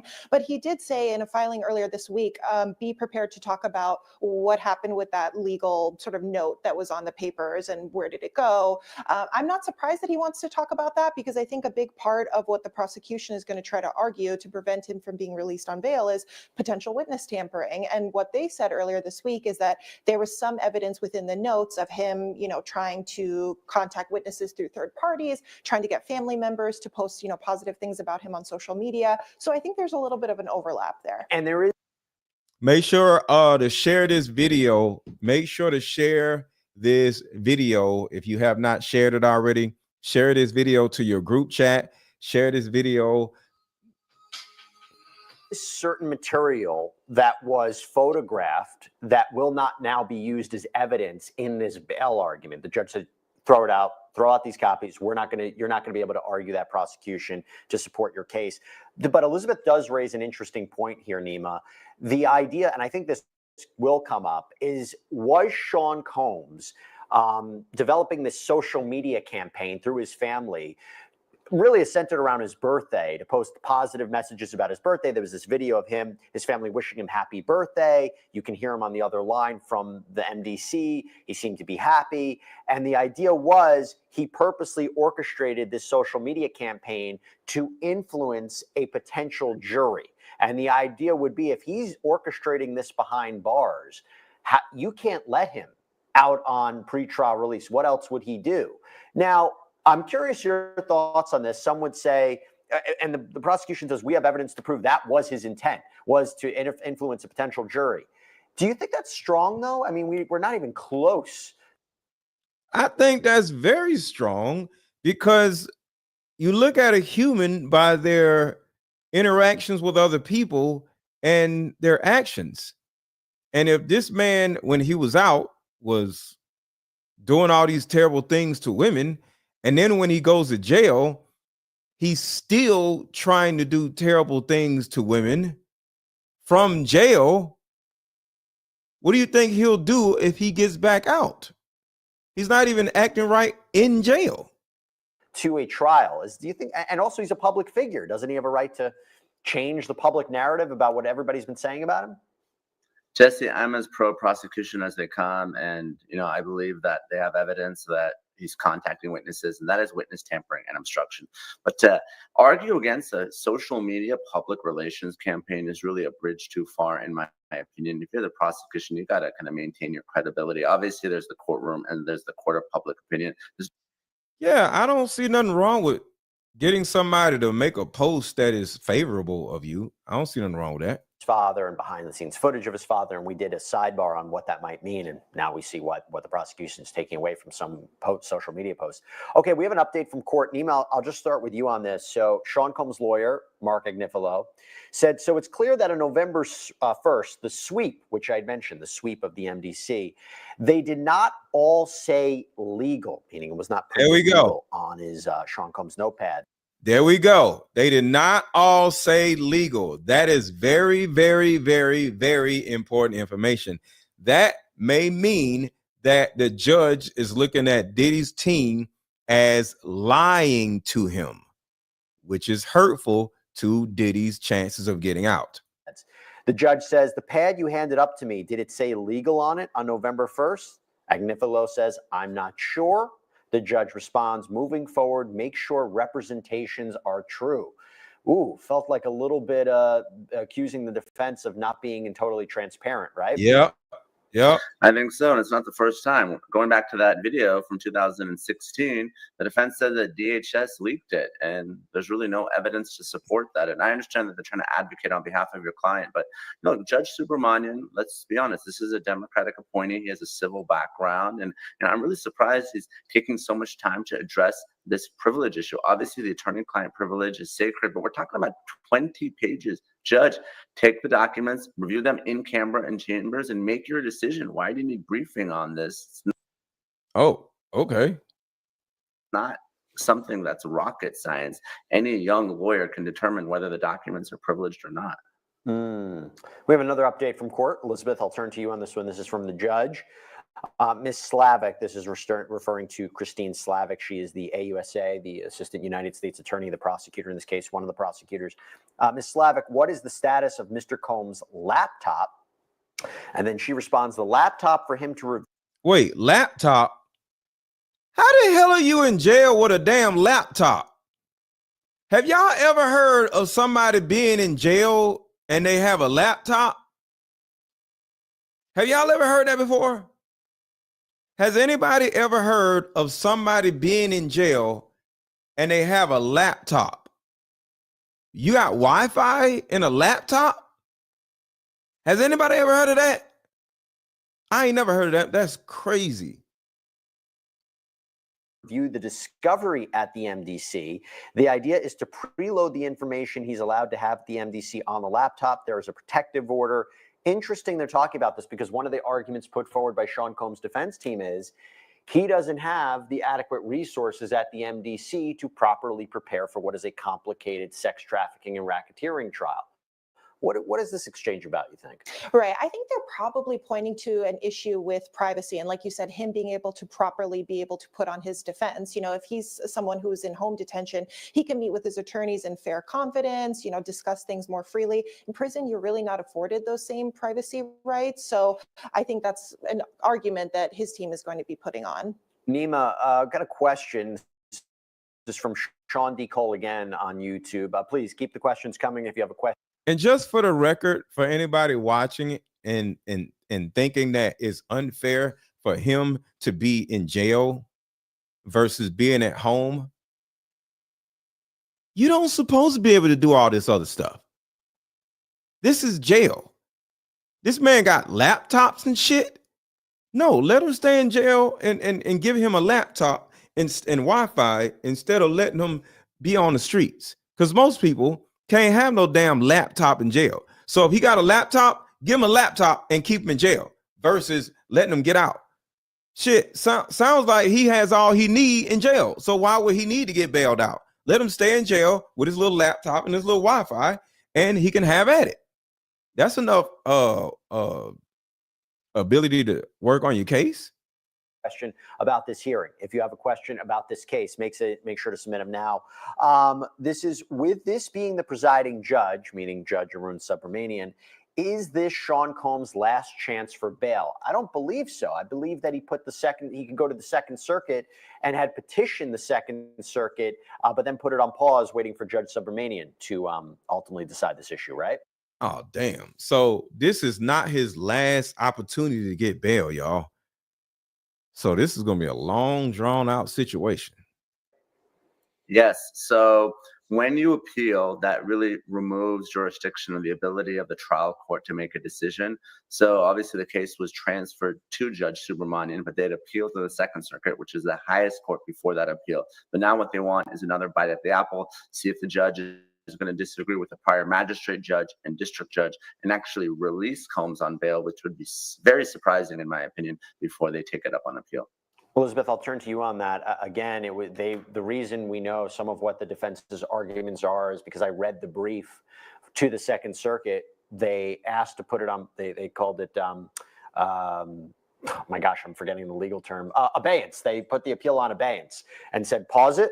We're going to go to Judge Subramanian. If he actually grants bail, this is all moot. Coffee shop and play this fun dating card game. We'll have fun and see if we're compatible all at the same time. Ooh, what's the name of the game? It's called Deeper Discussions. I'm down.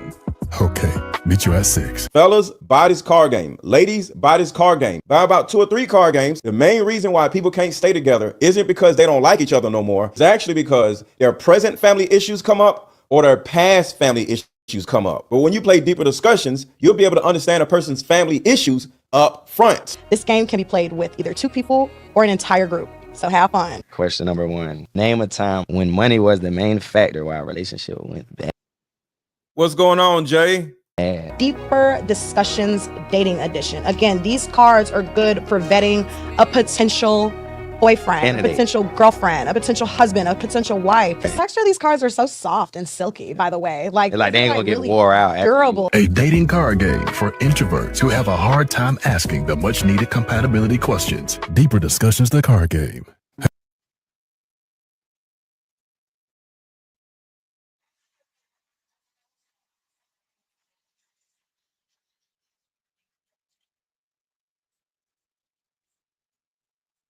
Hold on. I'm trying to get us back to the feed. Give me 10 seconds. We're back to the feed. Do all the time, but they have the receipts to prove it. So hopefully they do so. But I don't think you prove that. Now, it's not trying to, they don't, not. The defense is saying, you're just hearing allegations from the prosecution about that he's a danger here. They're relying on the allegations in the indictment. They're saying that he reached out to witnesses and victims. Don't you need to hold a hearing? Shouldn't you call witnesses to prove that? Now, it's not trying to, they don't have to prove it beyond the reasonable doubt. They're not trying to say he's guilty of obstruction, but doesn't there have to be more than just taking the government's word for it? Not necessarily if the judge takes the government's word for it. And, we've talked about Jeffries, but I think the more on point case, recent case in New York is Sam Bankman-Fried. Here's someone who was granted bond, started contacting witnesses. There was electronic evidence to support that he was reaching out to witnesses and trying to alter and change their testimony. And his bond was revoked and he was in custody all throughout trial. So I think that's the case. Look, I believe the government that they have evidence that these witnesses are being contacted by Combs or through intermediaries. They're not going to raise these allegations unless they have the receipts to prove it. So hopefully they do so. But I don't think you need a full-blown evidentiary hearing in a case like this or any bond hearing. Elizabeth, you would agree with me that there was no reality where Sean Combs believed he was not going to make bail? The reason he was so cooperative with law enforcement, because he thought he was going to go to jail and get bailed right out. That makes all the sense in the world. The reason why Diddy was so okay with going to jail is because he didn't think he was going to stay in there. Surrendered his passport, said he was going to sell his plane, came to New York to be arrested, hadn't left the country, right? Even though he knew he was going to be arrested. It seemed to me he thought he was legitimately going to make bail, that he would be on house arrest for a year, 2 years till trial happened. I don't think he thought that this would actually be a reality, right? I agree. And my theory is that all of these steps were. What's going on, Summer? Shout out to you. Thank you, Summer for Life. Thank you for being here. I appreciate you. I appreciate you. Taken to by his attorneys and by his legal team to hopefully assure that they can show the judge, he's not a flight risk. He's put up this $50 million bond. He's prepared to put his home up for collateral. All of these steps he surrendered to his arrest. So all of these steps to put forward to try to argue this is not someone who's going to flee. He can be trusted with home arrest. So I don't think he anticipated this. Going to that, Elizabeth, we just have another update from court. Again, we're providing live updates about what is happening in that courtroom, considering there are no cameras there. Trust me, I could go on and on about how much of a mistake I think that is. But the judge says, I want you to address the proposed conditions, meaning the bail conditions. And as we talked about, $50 million bail package, 24/7 home confinement, no internet use, no phone use, limited visitors, visitor logs. Prosecutor says there has to be some level of trust that the defendant will follow him. Here, he will not, meaning not follow the rules. He cannot be trusted. Consider his conduct in custody after the two judges' findings, meaning there were two previous judges, Judge Carter, Judge Tanofsky, who both decided that Sean Combs was not entitled to pretrial release, not entitled to bail. What do you think about that? Correct. Yeah, that's a really fair point. The two prior judges have denied and said he's not allowed on bail. So when you have those two decisions against you, I think I think most judges are going to look at what other judges think and follow what the other judges is doing. It don't look like he getting out, y'all. Most defendants would say, okay, I need to be extra cautious, make sure I'm following all the rules. I'm not incurring any potential legal troubles moving down the line. There's allegations that, he has contacted parties through third parties. He's made phone calls. So, because the thing about it is, if the judge actually lets him out on bond and somebody passes away or somebody ends up getting hurt having to do with this case, the judge can turn around and it could be all kinds of stuff can happen with a judge if that happens. I think there's a substantial amount of information there to show that there is possibility that he could try to tamper with witnesses or obstruct certain evidence. Nima, one of the arguments put forward by the prosecution was if you take the allegations as true, he's able to use other inmates' PAC numbers to make essentially calls to people that are not listed on his contact list. If he's able to use three-way and just for the record, phone calls with his PAC number and three-way calling stuff, everybody does that. If you've ever had somebody call you from jail, they use the three-way so they can get on the phone with somebody else. That right there is typical. No person in jail isn't doing that. So that isn't nothing crazy. Calling somebody on a three-way. That's what you do when you're in jail. So that ain't nothing right there. Let me fast forward past that. That was a bad question. The labeling of the pads after the fact, meaning they marked it legal after the fact. That's interesting. Even family members, and I said that the idea would be that he's enlisting his family members to create social media campaigns, reach out to people. The judge says, what's your response if Mr. Combs says, even if they don't trust me, there'd be 24/7 security? Prosecutor responds, if he can't comply in a custodial setting, he will not comply if released. What type of security firm? They suggested a co-conspirator, one whose phone was taken only the day before. Didn't know that. That's who the potential security firm is. The second suggestion was a defense investigator in this case. Hold on. The phone was taken the day before. One whose phone was taken only the day before. Didn't know that. That's who the potential security firm is. The second suggestion was a defense investigator in this case. And the prosecutor goes on to say that investigator has been out contacting witnesses. Essentially, they work for him. This would be the defendant buying his way out. The judge said, you've conceded that Bustani's bar does not apply here. You've cited his wealth to release him, so he can't use it. We'll get to that second argument in a second, but if that's true, this is who he was proposing to watch him? Yeah, it's a fair point. And again, I think if you consider if he's, let's say, confined to his home and home confinement, I think there's even more opportunity for him to be able to utilize the team and the people around him. Hold on. Somebody got a question in the chat. If you have a question in the chat, make sure to put it in the super chat so I can read it. But Tisha says, hello from San Jose. I appreciate you and your channel. I hope and pray Diddy stays in jail. Everyone knows you blow in the phone while connecting to the three-way. Facts.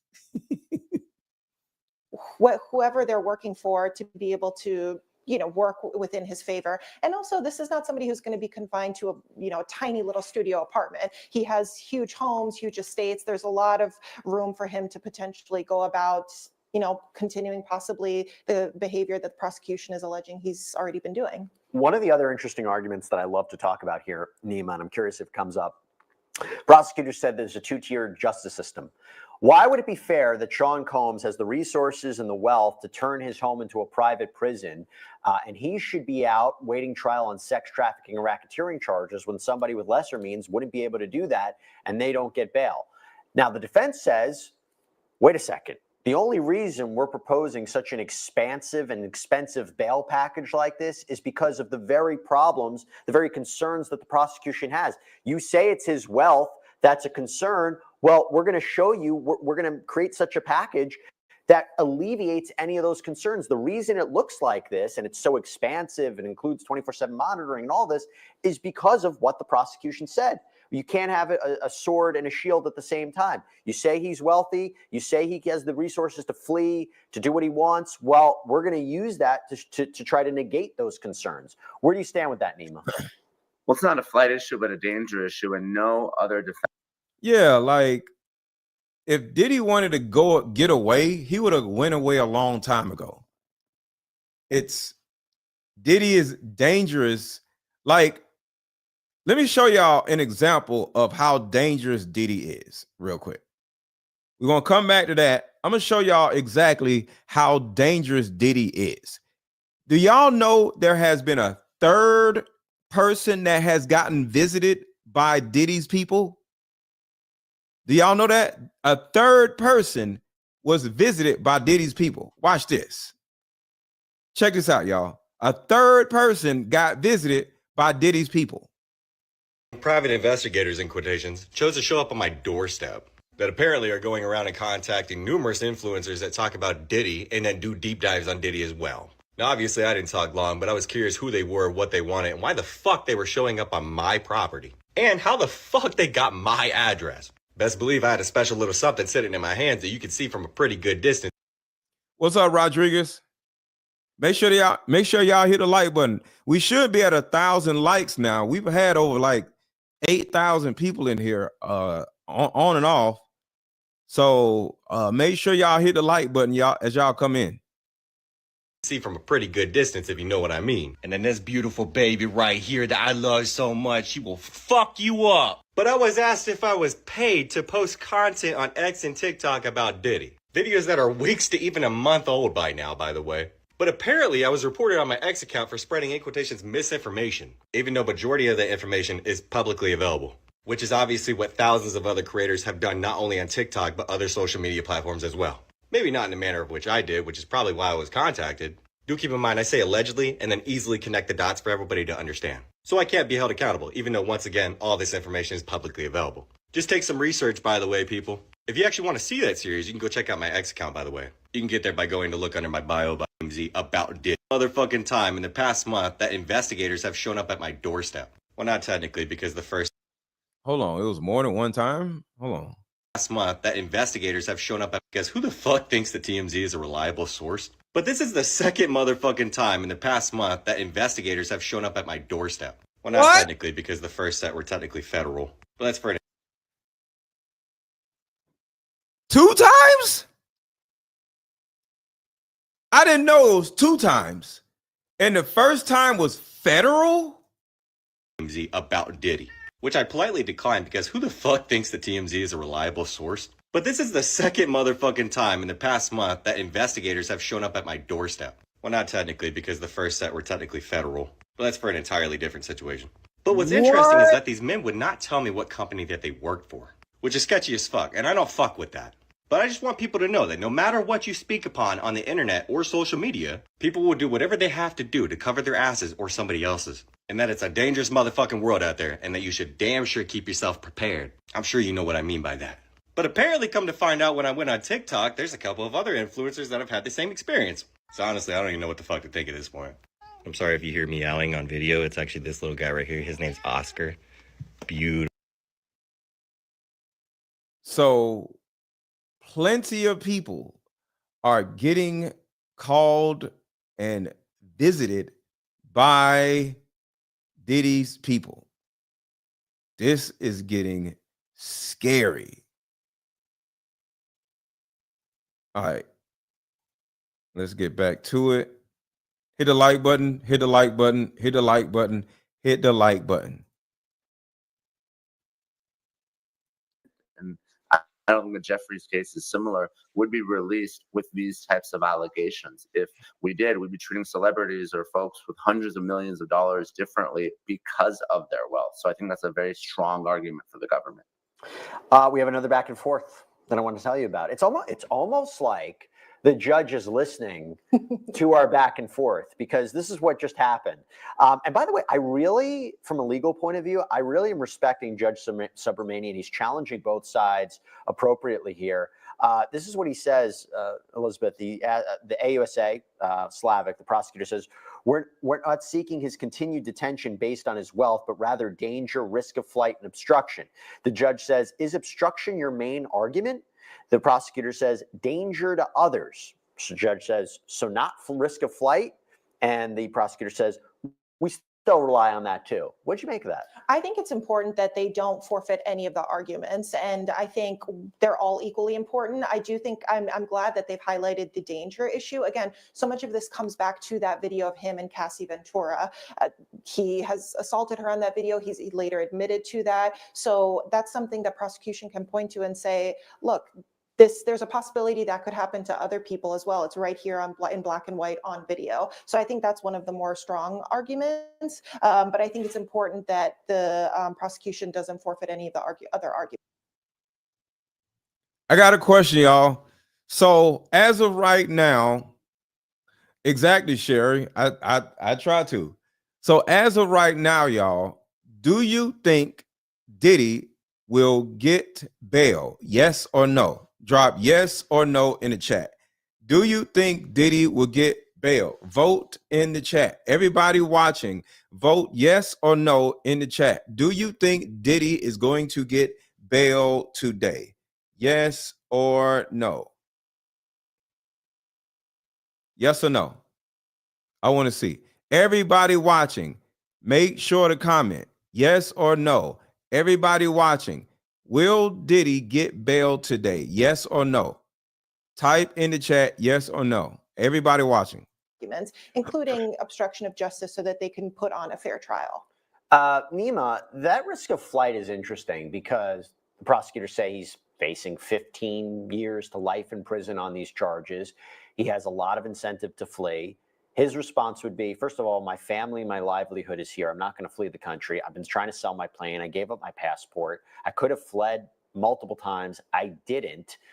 Do you think the risk of flight works more for Sean Combs or the prosecutors? I don't think it's a very strong argument for the prosecution. This is a style issue, right? Credibility is really important. And when the defense writes illegal on a pad after the fact, that's a problem. And if you're the prosecution, you want to save face. And if this is someone who's surrendered passports, has been willing to sell his private jets. What do you think the bigger picture is? Somebody says, let's talk about the bigger picture. What do you think the bigger picture is to the person who says, Guai, I can't pronounce your name, but what do you think the bigger picture is? The person's name is Guai. What do you think the bigger picture is? Guai. Hopefully I'm not saying your name wrong. His family's here. I don't think the risk of flight is a very good argument compared to the obstruction and the danger arguments. So I would focus on those two. And obviously you don't want to concede anything, but really just focus on, because you only need one to win, right? And I want to say this real quick to anybody that is thinking that this Diddy case is not important. I just want y'all to think about this. This to me is not just about Diddy. This is about children. Over $250 billion is being made every year from trafficking. And I think it's important for us as parents, as brothers, as sisters, as protectors of our own communities, to make sure that we have a good understanding of what type of evil people that are also a part of our community. Because when we become aware of these things and avenues that young people can utilize in order to, get drugs or go do something fun or go to a party, they can end up getting trafficked or end up getting, I would say, diddied by dudes if we don't pay attention to how extreme and dangerous our world is right outside of a house. And a lot of these people are actually Black. So Diddy is a perfect example of how we must make sure that our children are safe. And hence why I came up with my mother-daughter card game, because a lot of you mothers do not have a great relationship with your daughters. And it would behoove you as a mother to either repair that relationship or fix the relationship that you and your daughter or mother have with something like this card game. Use it as a tool. So in the future, if your daughter does do something crazy, guess what? Since y'all have a great relationship, she'll come to you and y'all can have a conversation about what she can avoid in the future, whether it's boys, men, parties, drugs, alcohol, depression, or anything. So playing this card game with your daughter would easily open up your mind and open up your daughter's mind into communicating with you before she does something stupid. So if you love your daughter, if you care about your daughter, or if you love your mother and you care about your mother, do something new.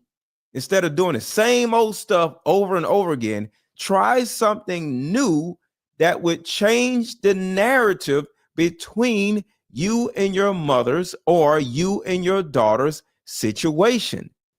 Buy this card game right now. There's a Black Friday sale going on, which makes this card game only $62 to buy.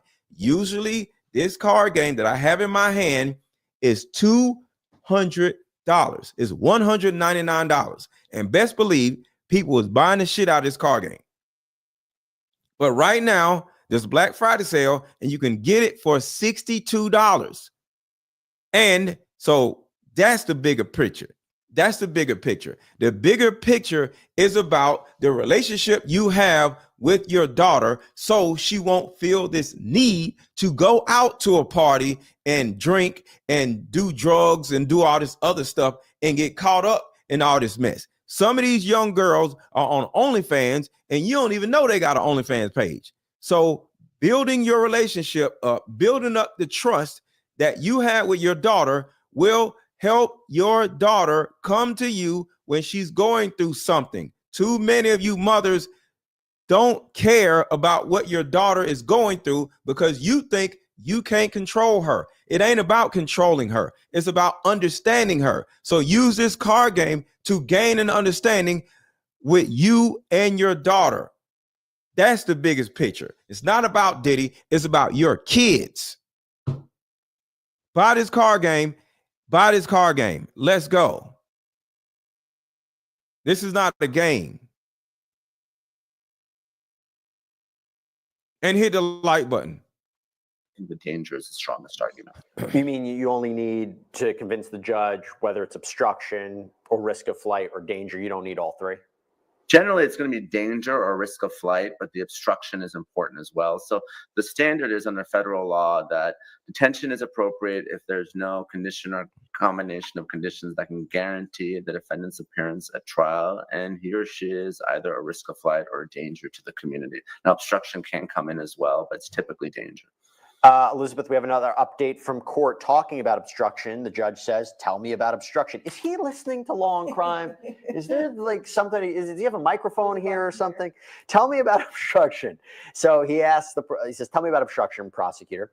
Prosecutor Slavic says, he's continuing violation of the rules, meaning as we talked about what's happening or allegedly happening in jail.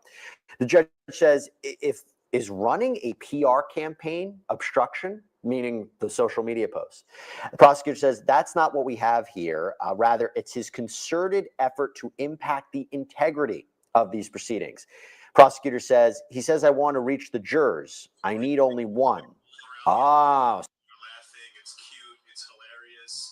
What if I told you that one day a lab in China will test a virus? That virus will get loose and it will cause a global pandemic that causes the entire world to shut down, and the United States government to tell its people, stay in your house, you can't come outside. And people listened.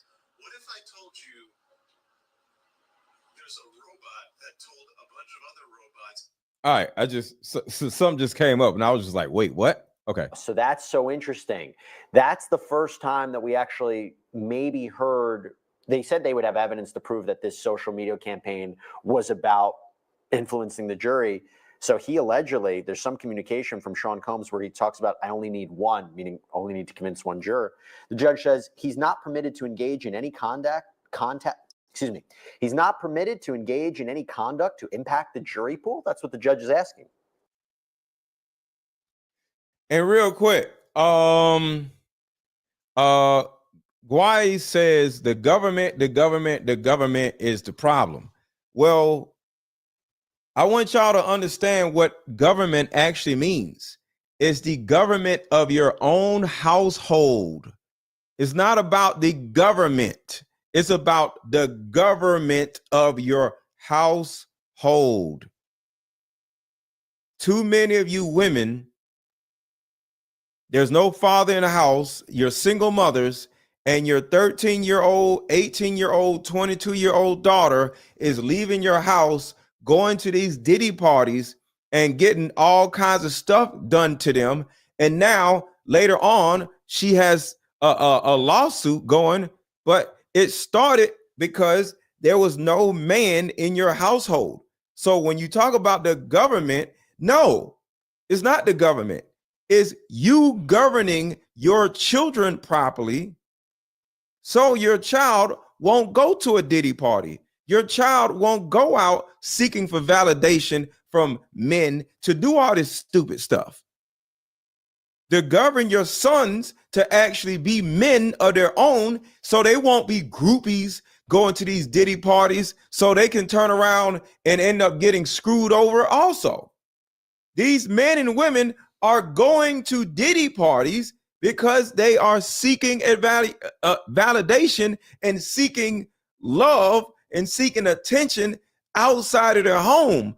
But if these young people were loved at home, if these young people were raised properly at home, guess what? None of these people would be at Diddy parties. So it's about the government of your own household.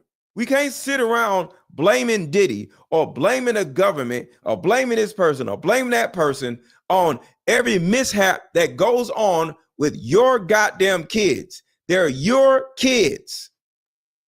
So no, you govern your own damn kids and stop worrying about what the government is doing. You are the government of your children. That's what we're here to talk about. This is way bigger than Diddy. This is about you, the parent. Prosecutor says his intent, it's obstructive conduct. He's violated the so-called gag order. He's the one who asked for that order. Right. I think the social media argument is a bit of a tough one to make. Again, as we've noted, he's a massive public figure. People have continued to post on social media about this, people in his family and his friends. Sorry, y'all. People in the chat keep saying crazy shit. Lady something says, you always bashing single mothers. Well, guess what? Single mothers need to be bashed because they asses are the ones who are letting their daughters go out to these goddamn Diddy parties. What are you talking about?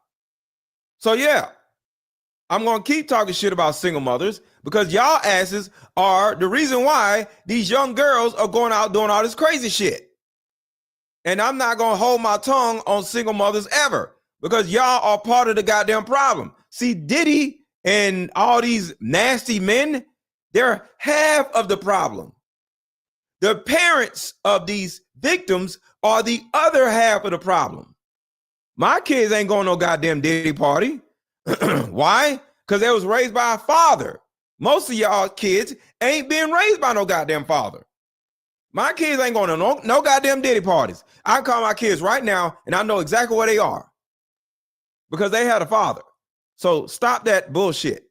Single mothers are part of the problem. Yes.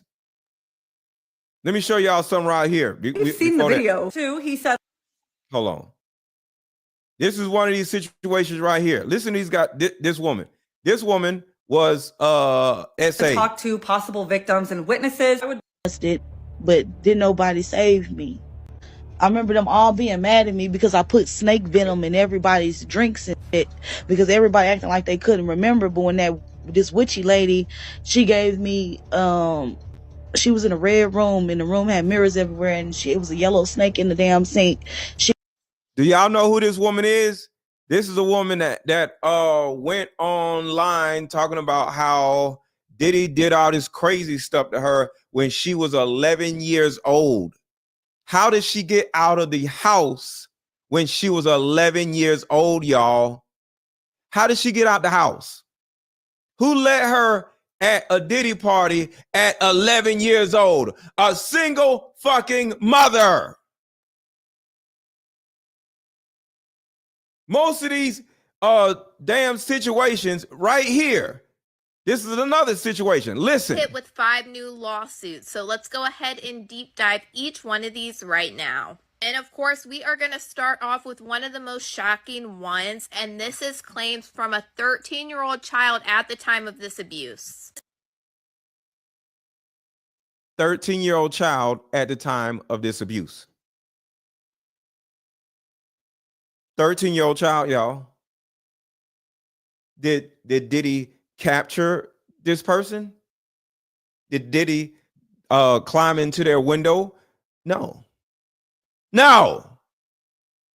A 13-year-old child left your house, a single mother's house, and then went to a Diddy party.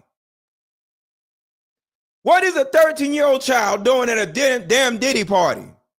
Because a single mother did not allow or did not instill rules, regulations, and boundaries and self-love into that child.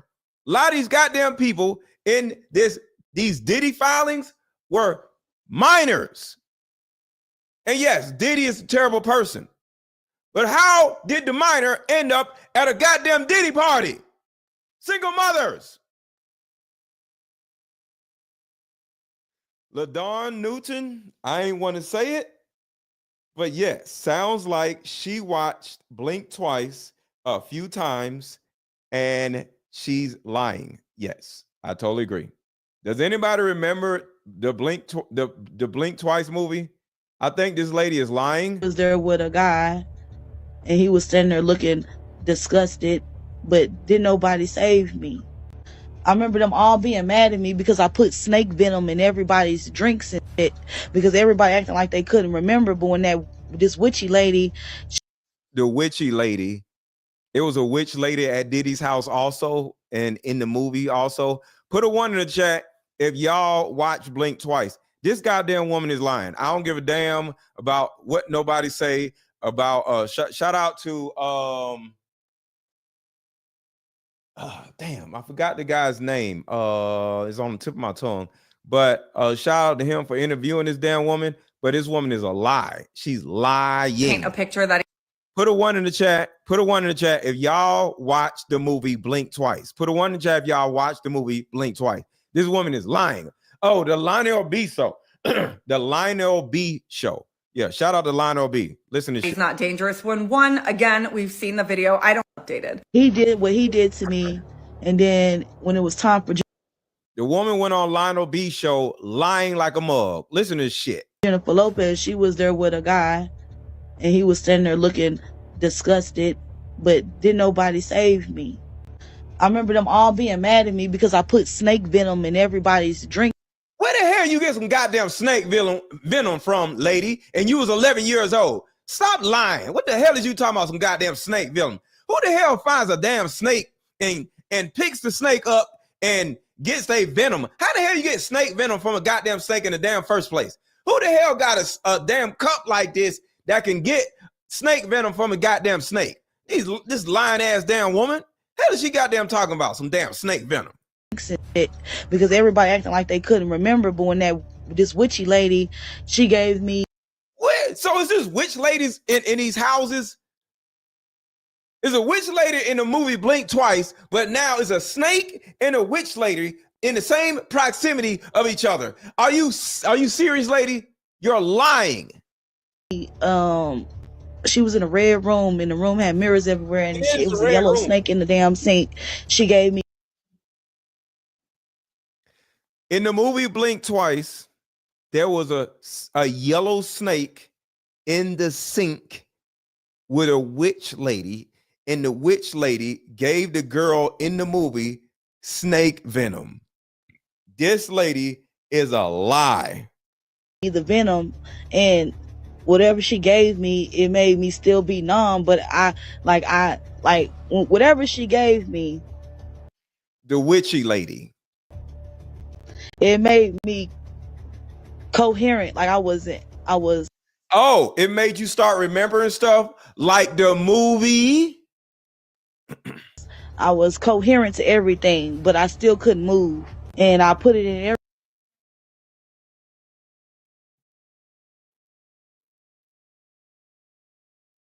This is the reason why it is sometimes difficult to believe women when they come forward, y'all. I just want to say this one more time. Y'all get mad. I'm gonna bring this up. Y'all get mad when dudes like this say this shit. I'm going there. Y'all get mad when dudes like this say this shit. Too movement is innuendo. The whole Me Too movement is trying to destroy a man's character. You think that the majority of people that's joining the Me Too movement are lying? Generally, oh my God. Generally, I don't believe them. Oh. So y'all heard that, right? Everybody was talking about that dude saying that dumb shit right there, right? But then a woman comes forward and says this stupid ass shit.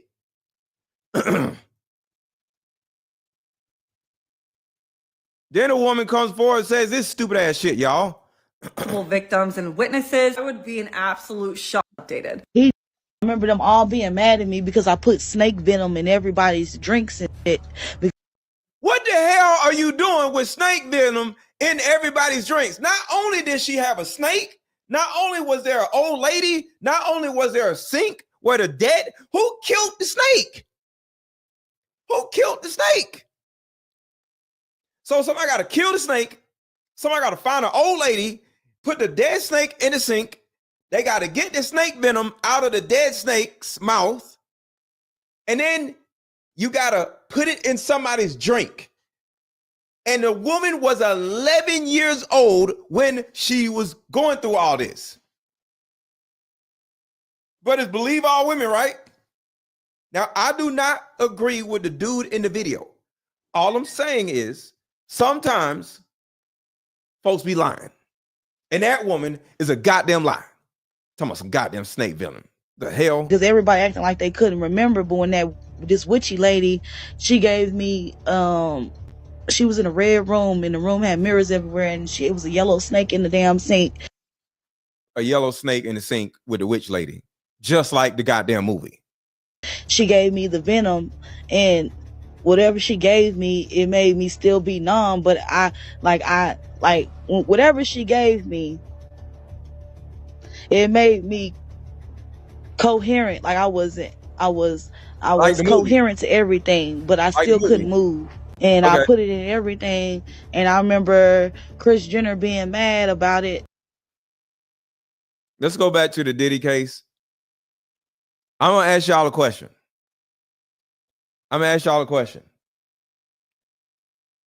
Should we believe all women? Yes or no in the chat. Should we believe all women? Yes or no in the chat. Let's go. Should we believe all women? Yes or no in the chat. Let's go. Let's go back to the Diddy case. Yes or no in the chat. Should we believe all women? Talking about some goddamn snake venom like an idiot.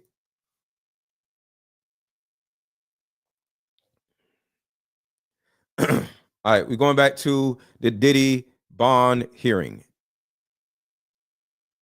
Why isn't it playing? Possibly, to me, it sounds like the judge is asking a bit more open-ended questions. Should say, I want to go to you. Fellow part. Do you think this is someone that's going to admit to anything, plead guilty in court? I agree with you. I agree with you. That seems to me the only thing. What happens if they say, we have evidence to charge your family with obstruction or other counts? We will not do that if you decide to plead guilty. Well, family can be an absolute game changer. I'm going to be honest.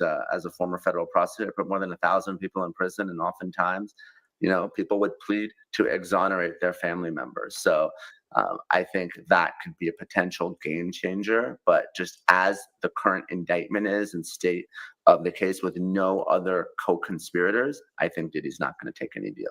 And to be clear, there's no evidence, well, other than some of the assertions that they're putting forward in these letters about, using his family to, engage in improper conduct or contact outside of jail, or some of the allegations that we're seeing in the lawsuits. Nothing to suggest that his.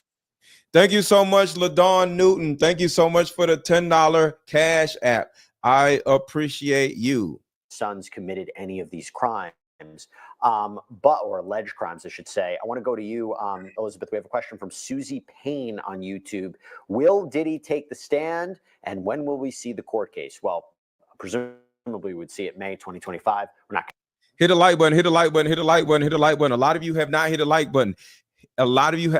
like button. Please make sure to hit the like button. Please and thank you. Hit the like button, hit the like button, hit the like button, Hit the like button. There's 500 people in here. Hit the like button. Hit the like button. Hit the like button. Can actually see it because no cameras, but presumably that's when it would start. Will Diddy take the stand? Yeah, I mean, that's certainly his right to do that. I think that his defense team would be pretty worried about that because then again, he's going to be subject to cross-examination. And I think these prosecutors will go extremely hard, show him all sorts of evidence, including the video and all sorts of probing questions. So yeah, I mean, this is a criminal case. This is not a civil lawsuit. So He took the stand in the 1999 nightclub shooting case, worked for him there, but kind of a different case here. Okay, so we have an update from court. The judge asks Mr. Agnifilo, this is Sean Combs' lawyer, Mr. Agnifilo. Mr. Agnifilo responds, I'm going to have Ms. Shapiro lead us off. This is the other defense counsel. And she responds, he was not dragging her back to the freak off. The judge says there was dragging. Shapiro says, I don't mean to. Judge says there was kicking. And whoa. Got him. Got him. So there what? Let's back up. Got his ass. Got him. There, but kind of a different case here. Okay, so we have an update from court. Got him. Y'all listen to this. Got him. Got his ass. The judge asks Mr. Agnifilo, this is Sean Combs' lawyer, Mr. Agnifilo. Mr. Agnifilo responds, I'm going to have Ms. Shapiro lead us off. This is the other defense counsel. And she responds, he was not dragging her back to the freak off. The judge says there was dragging. But there was dragging. It doesn't matter where the man is dragging the woman. He was dragging the woman, sir. Shapiro says, I don't mean to. Judge says there was kicking. And then Shapiro says he has apologized. Your thoughts about? Oh, my God. Dragging a woman and then apologizing? No, it's still dragging. What the hell? What the judge is getting to here. Yeah, I mean, one of the things that had said when Cassandra Ventura filed her lawsuit immediately. Everybody drop got him in the chat. Everybody drop got him. Got his ass. Is over. That shows us the sentiment of the judge. Everybody drop got him in the chat. Drop got him in the chat, y'all. We got him. That nigga ain't going nowhere. Got him. Obviously, he denied it and said this was an extortion attempt. She was just trying to pull money out of me. Once the video surfaced, he was sort of backed into a corner, into apologizing. So I think what the prosecution's truly trying to get at is this is someone who will deny until he's backed into a corner. Right. And I think what the judge is trying to pull is what are the potential reasons he admitted to it and apologized to it. Personally, I believe because he had no other choice. He had no other choice. And when somebody has no other choice, that is when they're going to just fess up. But when they got a choice, they ain't telling you nothing because they think they can get away with it. Got a question. Got him. It's over. From Alawani on YouTube, will there be cameras for the trial at least? Nope. No. Nope. And no nope. Cameras. Very disappointing. No cameras in federal courthouses, let alone in New York, except maybe in exceptional circumstances. But no, there's going to be no cameras in the trial. That's why we're doing our best right now to give you a sense of what's happening in that courthouse, providing you live updates. And of course, Elizabeth Milner from Law and Crime in that courtroom. She will come out to us later and explain what she saw and heard. We have another update from court. The Judge Subramanian, says, what about the 2018 text messages with victim one about violence? And we believe that victim one is possibly Cassandra Ventura. Combs' lawyer, Mark Agnifilo, responds, we have gathered more information about victim one, even yesterday. I don't want to quote it because it's under seal and should be. It was consensual. Okay. So going back to what I mentioned before, Nima, what's today? The 22nd. Now they're trying to use Cassie Ventura and say that she liked it, which is freaking disgusting. That's what they're trying to do. They're trying to say Cassie liked it and it wasn't nothing crazy, which is some bull crap. Hit the like button, hit the like button, hit the freaking like button. They filed this yesterday, the 21st. I, again, think that the defense's letter to the judge about this 20-minute video under seal. So what are they trying to say? That everything that happened between him and, if we presume victim one is Cassandra Ventura, was consensual, and therefore that could not be used by the prosecution as evidence that he is a danger to the public? Jesse, victim one does appear to be Cassie Ventura, and I want to raise an important point that just happened there in court. And something that defense lawyers do, they have to advocate for their clients, but I think it's shameful. You saw that Agnifilo didn't defend Diddy when it came to violence against a woman, so they put a female defense lawyer to do that. So that's pretty common in these types of cases. That's why Shapiro started speaking. Crazy. But we're talking about text messages from Cassie to Diddy. And again, going back to her lawsuit, and I believe her, she said that she was forced to have sex with male prostitutes while Diddy watched, videotaped, and masturbated. So I believe what she's saying, and there's text messages that corroborate her accounts of what happened. She has said to Diddy that I'm a human being, I'm someone's daughter, you beat me, you kicked me. That's all in text messages, and I don't think the defense can deny that. Oh yeah, that was provided by the prosecution as examples of what was happening, and that also he alleged. If this man gets bail with all of this that's coming out, like, the judge needs to be slapped if Diddy gets bail. Threatened to, this is what the prosecution says, exposed videos of the freak offs if she didn't do what he wanted. Now you're hearing the response from the defense. I've got a question from Ashley Glass on YouTube. Will the Law and Crime Channel be covering the case when and if it happens next year? We will do our best, given the circumstances of no cameras in that courtroom. So again, Elizabeth, this is a really interesting back and forth. Thank you for the super chat. DJ says, got him. I think I found the clip you were looking for yesterday about Denzel. Hold on. I think I got the clip about Denzel right here. We'll get back to the case. I just want y'all to hear this real quick about Denzel. I'm not gonna go down a rabbit hole about Denzel, but I'm just gonna play it. We're gonna talk about this a little later. Yep. Denzel Washington was at this party? Yep. Birdman was at this party? Yes, he was. And Young Jock? Yep. And you're telling me Denzel was there and it was after 1 o'clock when he Thank you for the super chat. supposedly left? And beanie, socks, and a gold chain. So you're telling me Denzel Washington had a beanie on, socks on, and a gold chain, and that's it? In front of children? Funny. Because he...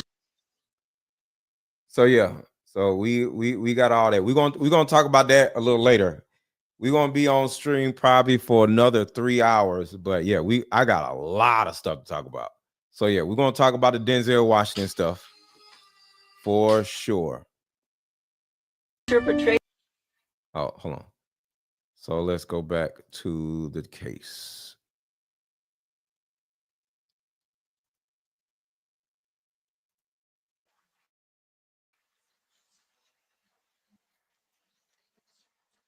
From both sides, in briefs and today.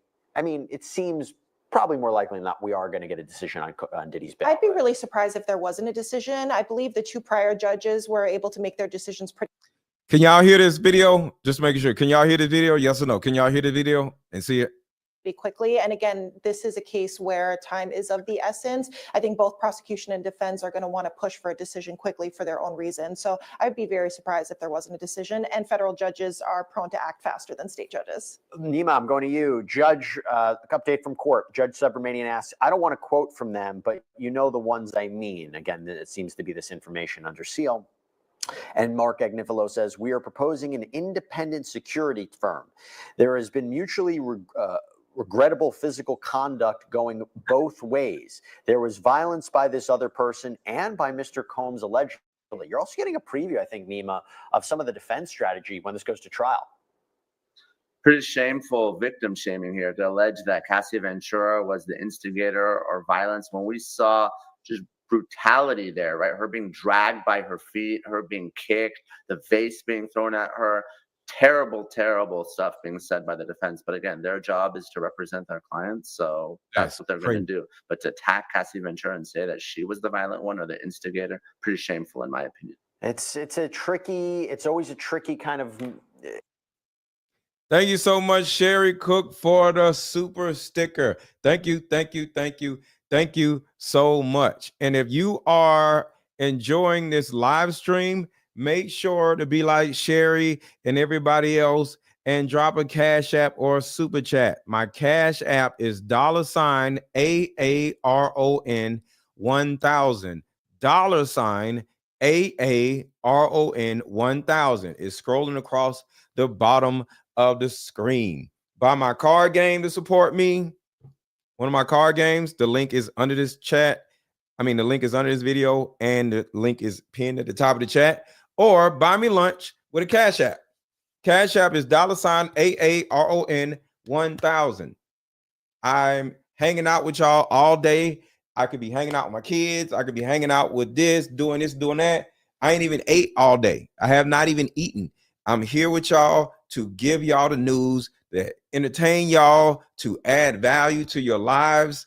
I got products that will actually help you contribute to the channel by my products. You know what I'm saying? Either buy one of my card games. My deeper discussion, my mother-daughter card game is on sale. Black Friday sale is only $62 right now. Regular price is $199. So regular price is $199, but you can buy the card game right now for $62, and I'll ship it out to you today. It's only 3 o'clock. It'll be out to you in a couple days.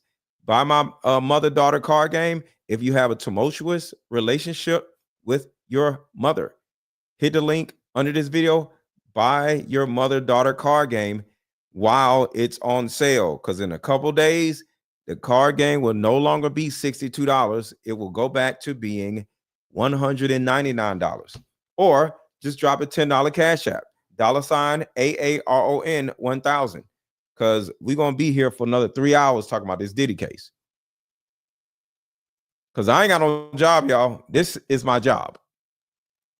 Avenue, especially if you cross-examine Cassandra Ventura, how you paint your victim or alleged victim. It's tough in these sexual assault cases, but unfortunately, you have his life on the line. This is what you might have to do. Whether or not it would turn off a jury or judge, we'll have to see. Comment from Angela Maria. Jesse is devastated about no cameras. You're right. I am devastated. I have no shame in saying that whatsoever. Talk to me about it's funny. Elizabeth, talk to me about the idea here. What would happen if they let him out on bail and get pretrial release, and then he ends up doing, what crazy. The prosecution says he does? He reaches out to witnesses again. He reaches out to victims. I mean, I imagine his bail will be revoked, or somebody dies. Does that put the judge in kind of a bad position? I would imagine it would. Again, the judge is guided by 2 prior judges saying this is too much of a risk. We can't let this person out on bail. And if the judge takes a chance and says, let's try home confinement, and then that happens, I think that would be devastating. And that would also really affect the potential outcome of the trial. Again, a big part of the indictment focused on the element of control and power that he had. So if Diddy is able to exert that same level of control and power over witnesses to try to block potential testimony, that could be devastating for the case. Because y'all got to remember, this is a real issue. Where's the video? Diddy is sending people to people's houses. Video where I'm closing out, telling you guys to like and subscribe. We were here to, offer you something else. And again, they go through the topics that I talk about on my show, and immediately it's P. Diddy and his connection to other celebrities. So all the red flags are going up, in my mind here. Hairs up on the back of my neck. I actually shot Risa a text at this very moment in the conversation. So this woman is saying that Diddy's people visited her. Being a bitch. That's what Risa says. And I said, LOL, can I just call you in 1 minute? I'm thinking, I don't know what's going on here. I don't know why 2 guys would be at your door asking about ads, but here we are in the story. So I finish up filming my video. I call Risa. It's been a few minutes at this point. Apparently these guys are still at the door. Immediately when I pick up the phone, she's like, okay, when she picks up the phone, you're on speaker. And I'm like, what is going on? So one guy starts to speak up, and I'm sensing like a little bit of nervousness in his voice, but he's... So that is a video of a woman saying that Diddy's people visited her. And then here's another video of another YouTuber or TikToker with the same problem. Private investigators who have come to my private home asking about influencers? This is very uncomfortable, you guys. I don't know why. I'll explain. No, you're at my home. Okay, so you don't want to talk to us then? Have I broken some law? Absolutely not. And you have the thin. So just imagine if Diddy gets out, he would personally be visiting people's homes. Blue, this is frightening. I think, can you guys step away from my home? Shout out to Lady Sick. Here you go, support from a single mother. Keep up the good work. Thank you so much. And I'm not against single mothers. I am here to prevent more single mothers from becoming single mothers.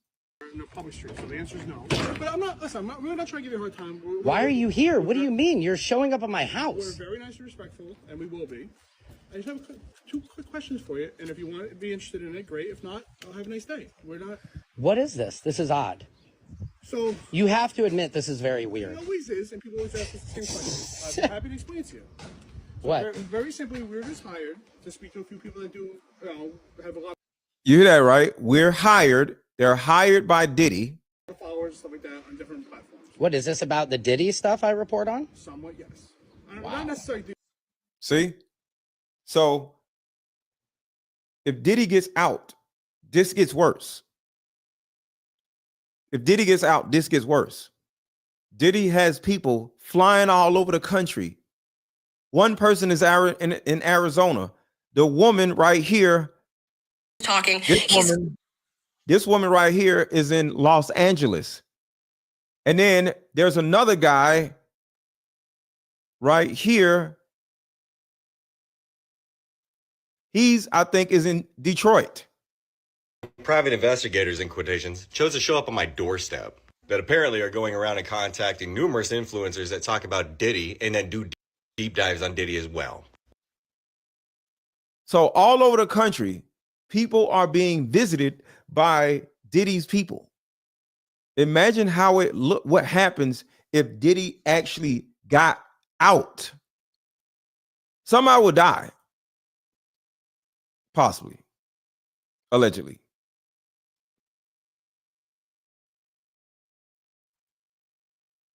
And by the way, tell me if I'm totally crazy here, Nima, but his team was pushing for a trial to happen as soon as possible. Yes, and they shot at Ray J. Yes. Then Ray J got shot at recently. And this is with Diddy being in jail. Presumably because he doesn't want to be in jail for the next 2 or 3 years. Risk it, go to trial. They might think they have a good defense. But if he's granted bail today, are we going to see a motion tomorrow, Monday? Let's postpone the trial. Hey, I'd like to be on home confinement for as long as possible before going to trial. Am I crazy to think that, Nima? You're not crazy at all, Justin. I think the major motivating factor to push this case to trial so quickly is the fact that Diddy's in custody. And frankly, one of the reasons that people on the defense bar, they don't like their clients being in custody is not just preparing for trial, but oftentimes defendants will want to plead just to get the whole thing over with. Now, I'm not saying that's going to happen in this case because there's so much time, but you're absolutely right. I can see this case being designated as complex, being kicked out a year or even longer if Diddy is surprisingly released. And we have another update from court where it seems, I would say, Elizabeth, the defense is not necessarily denying that he's had communications, but they're saying you have to read what these communications are, because they just said, Sean Combs' lawyer, Ms. Shapiro, in the LaFontaine case from 2000, the defendant told someone to lie by phone from the MCC. This was another federal prison. This is actually where Jeffrey Epstein died. But it says, in the Gotti case from 1996, the head of the Gambino crime family, the witness received a kick in the ass. The government does not have that here. So they're trying to distinguish maybe what Sean Combs said. What do you think? Yeah, I mean, that's what the defense is going to try to push. They're going to say, he's entitled to work on his defense while he's in prison. There was no sort of attempt to obstruct justice or try to sway people. Obviously, that's what they're going to claim. I think it all depends on what's in those notes, which we're not going to know about for weeks on end, and what evidence the prosecution has in terms of what did he say. They're saying that they have intercepted recorded calls of. Hold on, y'all. Where is that? Caffeinated is saying, I'm playing the card game with my daughter this weekend. Caffeinated, can you DM me on Instagram when you do? Because I want you to tag me or do a video about what you and your daughter's experience was playing my mother-daughter card game. Caffeinated, could you do that? Just like send me a DM and say, hey, this is Caffeinated from YouTube, and so we can keep in touch. And I would like to know if you can do a video of, you know, just talking about your experience with you and your daughter playing the card game. I would love that if you could. This is the card game y'all Caffeinated and other women are talking about. It's changing women's lives. It's actually 2 card decks in one. This is the mother questions and this is the daughter questions. Sometimes if you and your daughter don't live together, it's difficult to play this card game, but you can, fresh out the box, send the card game to your daughter or ship the card game to your mother, and y'all can play over the phone or on FaceTime. I want mothers and daughters to fix their strained relationship this year. I want y'all to fix y'all strained relationships. I don't want this Thanksgiving or this Christmas to be awkward. I want us to have fun. I want us to love each other. And I want more women to fall back in love with their mothers. And I want more more mothers to fall back in love with your daughters. Don't you want to fall back in love with your mother? So many things that your mother has said, so many things that your mother has done. But guess what? Playing this card game will help you forgive her finally. This is the most important product that you'll ever purchase in your life. There's no other product that you can buy that will fix your relationship with your mother. No other product on the planet can do what this card game has done. And if you and your mama don't live together, it's cool. Just buy the card game and open it and ship her card game to her, and y'all can play the card game on the phone. Buy your card game, y'all. Hold on, I gotta fix it. Oh, here we go. Him trying to instruct witnesses about what to say. So, I think it's a tough one. All right, Nima, I want to get another question from you before I have to sign both of you off. We have 2 new guests that are coming in a minute. I will take a quick break. But before we do, Nima, this is a question from IVD on YouTube. What is the prosecution's counter argument against it being consensual behavior? Well, it's going to be the testimony of the witnesses, right? They got to show that force, fraud, or coercion. Thank you so much, Greta, for the super sticker. Thank you so much, Greta. I appreciate you for the $10 super sticker. Thank you. Thank you. Thank you. What separates consensual sexual activity between adults. It can be as freaky as the participants want, as long as it's consensual. So they need the testimony of the witnesses. But also, let's not forget, there's a lot of video evidence here, right? Diddy recorded these videos allegedly for his own sexual gratification, but also to maintain control over the victims. But I really think the game changer in this case, Jesse, is if there's a superseding indictment alleging the sex trafficking of minors. That takes consent out the window. That changes the whole game. All right, so we're going to take a break. We're going to continue covering these updates from what's happening in that courtroom. All right, I can fast forward past the break. Let's see. Alexandra Shapiro is having a back and forth with Judge Subramanian. I'm going to read everybody the back and forth.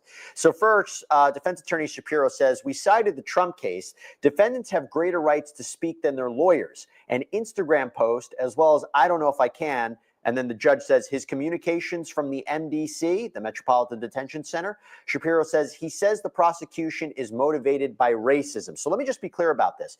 There's a conversation, there's a discussion about what was he saying, maybe on telephone calls to other people while he's been locked up at the MDC. The other question is, was he orchestrating a social media campaign using his family to post things online that might potentially influence a jury. So keeping that in mind, Ms. Shapiro, again, Sean Combs' lawyer, says this is covered by the First Amendment. Messages they point to are not instructions to lie. There is a barrage of negative media coverage. He has a right to respond to that. The judge. I agree with that. I agree with that. Do y'all agree with that? Yes or no? Do y'all agree with that? Yes or no? Do y'all agree that Diddy has the right to post something positive about himself in order to gain some type of sympathy with the audience? I think he has the right to do that. That's what social media is about. I don't have a problem with that. But what do y'all think? I have no problem with that. If I'm in jail, I'm posting like a mug trying to get people to not think I'm a bad guy. People have the right to do that. That's just me.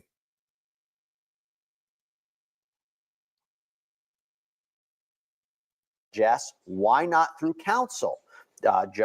Shapiro says, we're happy to do that.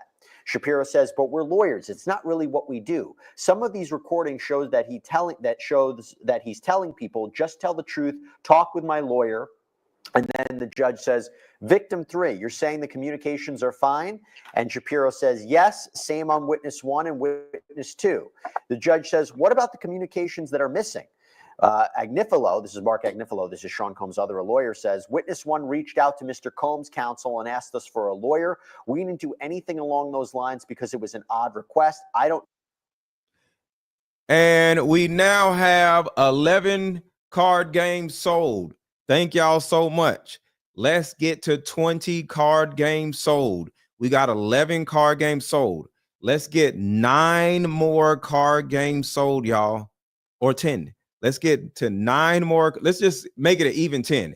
So I need everybody watching, whoever has not bought a card game, buy one of these card games. Let's get 10 more people to buy my card game. You got a choice of one of them is $35.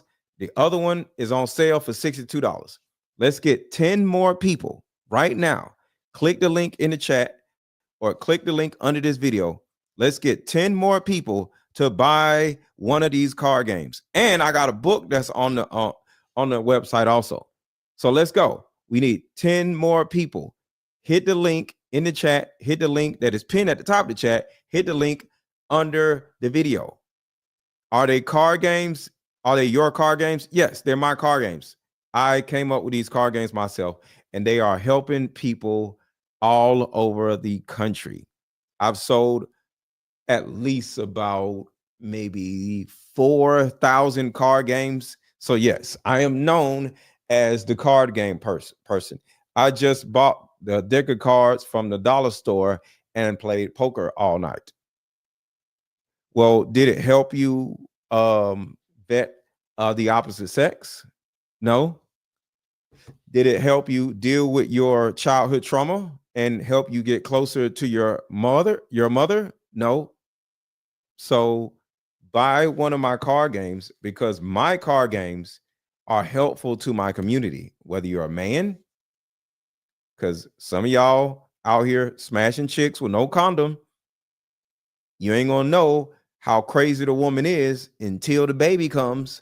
But this card game right here can prevent you or save you from your own lust into looking at a woman's titties thinking that you want her. But when you play this card game, you'll find out that she's batshit crazy. Play this card game because there's a woman right here. I still got her message.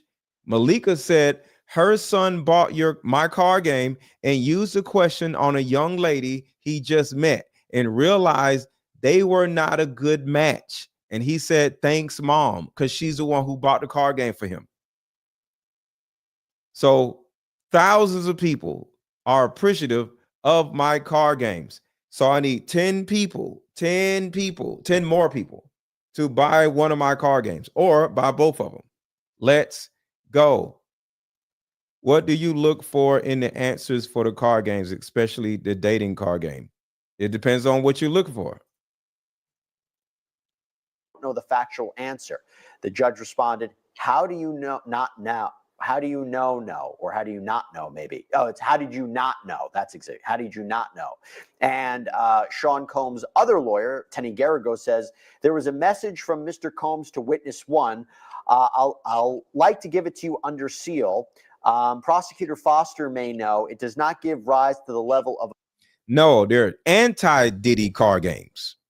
They're anti-Diddy car games, not Diddy car. Instruction. I do not have the actual message. Brian, I'll start with you. A lot of back and forth here. It's about whether or not his communications are a form of obstruction. It's about whether or not him even initiating a social media campaign would be to improperly influence a jury. This all goes to the issue, is he a danger on the outside? Is he flouting the rules inside? He cannot be released outside. What are you taking away from this back and forth I went through?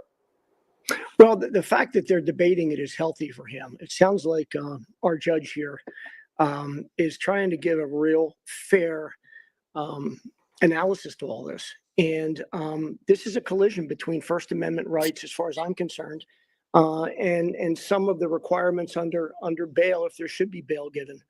You're not supposed to have contact with witnesses. You're certainly not supposed to intimidate witnesses, but you're also able to defend yourself and marshal a defense and speak your mind as a defendant. And judges always have a very difficult time trying to balance those two constitutional issues. And I think this judge is struggling with it because this is a man who's on trial for his life. His liberty's been taken away from him, and he's fighting back.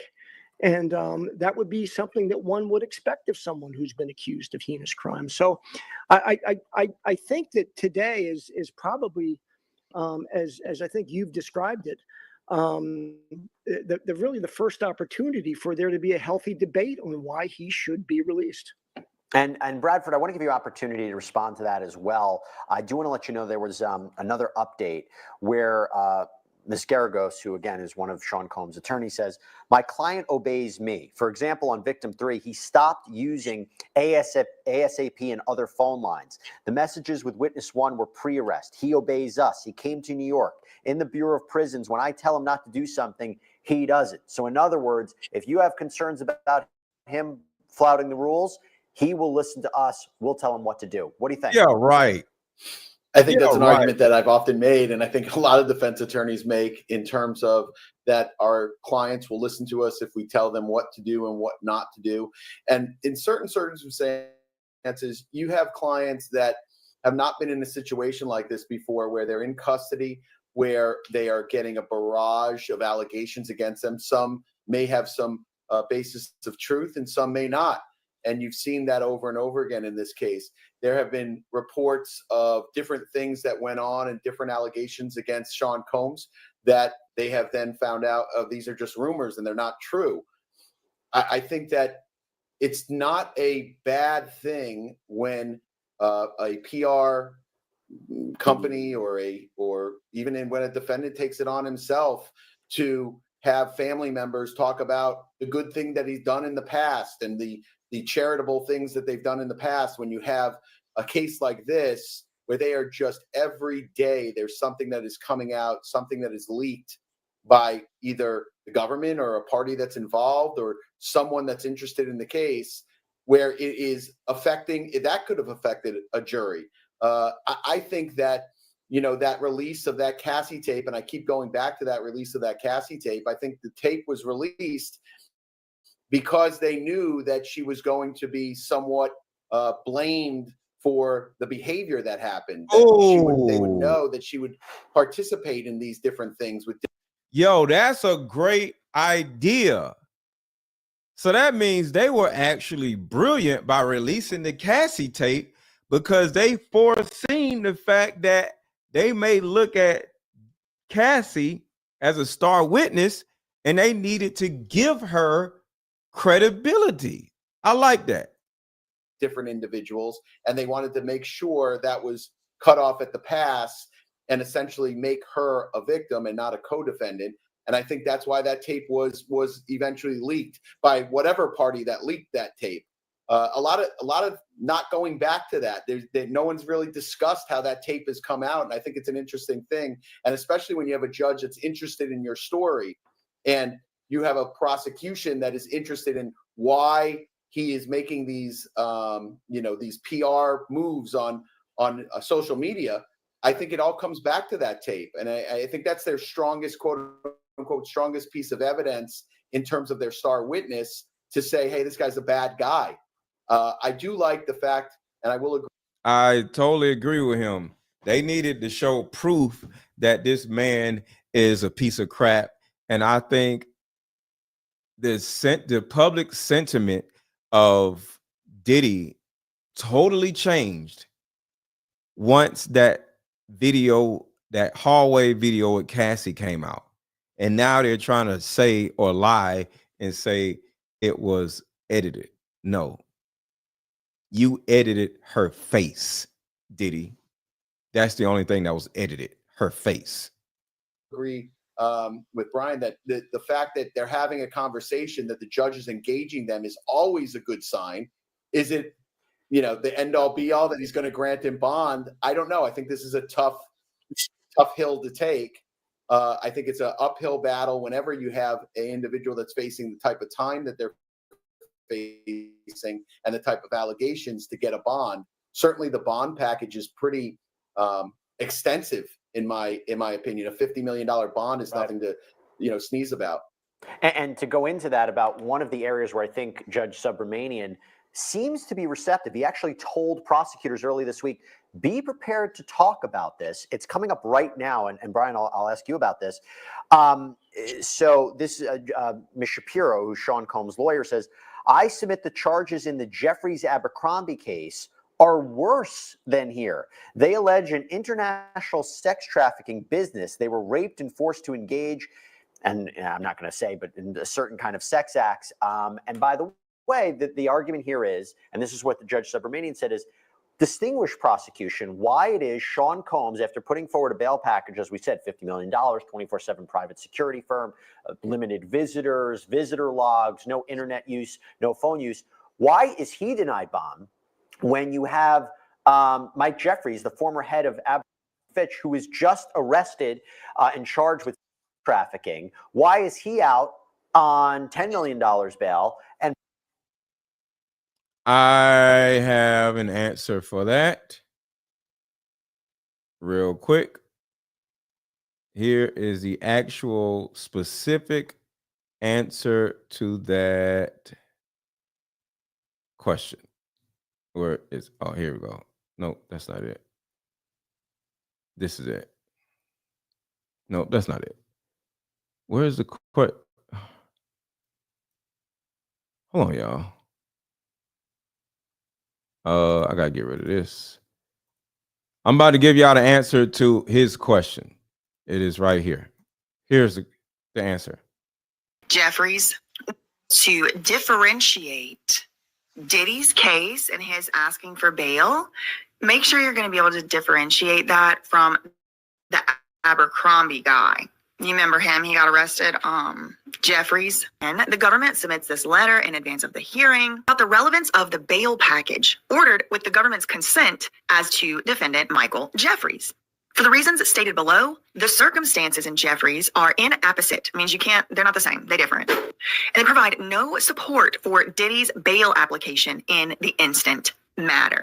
So the government is arguing that Diddy's case is different from this Abercrombie guy, and these are the arguments they make.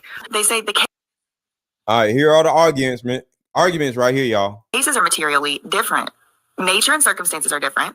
So in the Jeffries case, it spans from 2008 to 2015. Alleges use of force, fraud, coercion to engage men in non-consensual actions. But there are no allegations in the Jeffries case, the government says. There's no allegations there that Jeffries committed, quote, non-trafficking related violent acts or that he used pew-pew. Diddy is accused of using pew-pew, weapon, and other related violent acts. There are no related violent acts in the Jeffries case. So that's what's going on with the Jeffries case and why the Abercrombie Fitch guy is totally different than the other guy. So let's go back. Just wanted to give y'all an understanding of what's actually happening.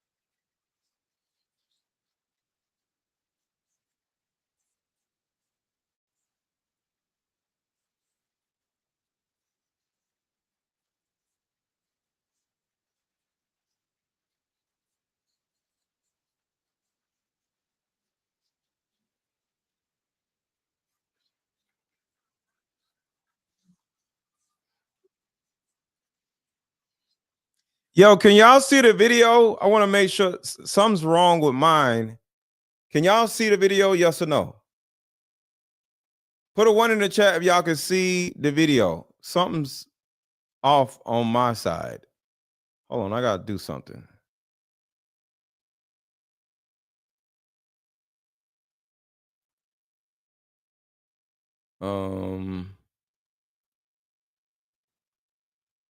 My video is frozen. Hold on a second, y'all. What the hell is happening?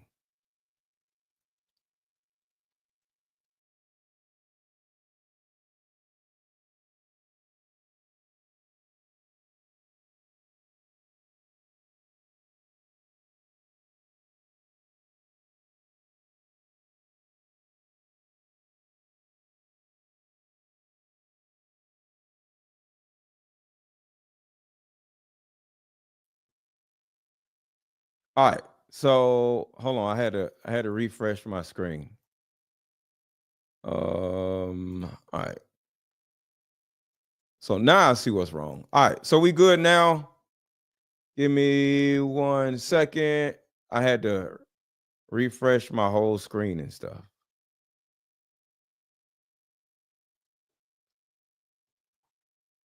Give me a second.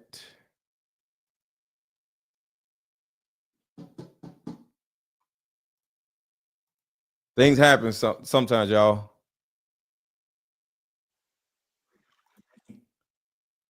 All right, now we are back. All right, share screen. All right, so we good now. We are good now. If the judge has real life experience, which I'm sure this judge does, he's going to look at that as a very, very minor violation of the jail rules. And I don't think. Let me know if y'all can hear it now, because I had to reboot everything. Put a 1 in the chat if y'all can hear and see everything now. Put a 1 in the chat if y'all can hear and see everything now. That shows that he's going to flagrantly do things if he's let out. I just don't think that's a good argument. Well, here's the question. This is a question from Jasmine Milan on YouTube. I'll throw it to you, Brian. Couldn't he just have his family members do all the things that he isn't allowed to do? That would be the question in terms of if he's out. If he's out. Yeah, I mean, I think, you know, we end up chasing our tails with some of the issues here. I mean, if he's out, he's going to do everything he can to defend himself. If he's in, he's going to do everything he can to defend himself. If he's in, he's got to jump through all these hoops to have contact with the people that are going to do everything they can for him to defend himself. Remove the hoops. You know, Bradford's got it right. I think I got 4 3-way calls during this session, for God's sake. It's happening. You know, there were probably 20 of them from this detention center while this was happening. It happens every day. And it goes back to that central thing that I keep thinking, you know, this judge seems like a really brilliant guy. The headaches here are all driven by the fact that they've taken away his liberty before his trial. Right. All those headaches, every single one of them, put aside for the sake of argument, the government's concern about threat. Every one of those headaches that inure to the defendant in terms of constitutional protections go away. Yeah. All of the headaches for the court in policing this go away. They become somebody else's problem, and know well that if there's one issue, somebody goes sideways a little bit, somebody stuck around. He didn't go anywhere. Not that he could have. I'm sure the feds had their eyes on him 24/7 before they filed charges. But he stuck around. He didn't go anywhere. He informed them of where he was flying, when he was flying, where he was going, when he was going, during that whole period of time. And then when he knows that he's going to be arrested, he flies to New York in preparation. And instead of allowing him to surrender, like they would allow anyone, I mean, he's there to surrender. Instead of allowing him to surrender, which a judge would have looked upon that favorably and said, oh, he surrendered himself, they go to his hotel and they pick him up at 9 o'clock at night. It was a real, to me, spit in the face. And I think the reason they did that is because they knew that Sean Combs was trying to organize this PR thing and was trying to put on a good show in terms of, hey, listen, mea culpa, I didn't mean anything on this video, and I'm going to rehab, and all these things that are good for his case. They got, I think, frustrated that the perception was starting to sway a little bit. And then that Cassie tape came out and perception kind of went down the toilet, because once you see it on video, it's very difficult to then you see all your friends kind of abandon you. So, you know, it just frustrates me when you got a guy that is willing to do all these things and you still, don't want to agree to a bond. So I know we've been keeping you guys for a while. I want to, we're going to take a break. Before we do, I want to get some final thoughts, but I want to give you some updates from court. And Brian, I'll start with you on this. The judge just said, I suggest both parties put in letters by Monday at noon about what type of communications Mr. Combs may engage in. Monday at noon. So that's interesting to think about. What is he mean? He's going to be out or he's not going to be out? But his lawyer, Combs' lawyer, Tony Rico, said, we have to email for a week to get him a file folder. Then he said his adult children are willing to obey. He's not a lawless person. We spent hours at the MDC. Mr. Combs was writing down what I said. He's not out of control. DOJ is responsible for the MDC. Those phone calls from me all the time, and I hang up. Just your thoughts on what we're hearing here. I go back to it. I think this judge is really giving serious consideration to allowing him out. And Uh-oh.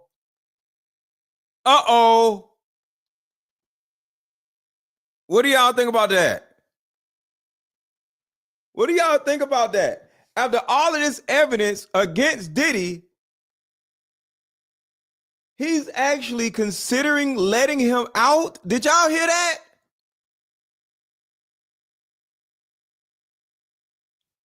Listen. Rehab and all these things that are good for his case. They got, I think, frustrated that the perception was starting to sway a little bit.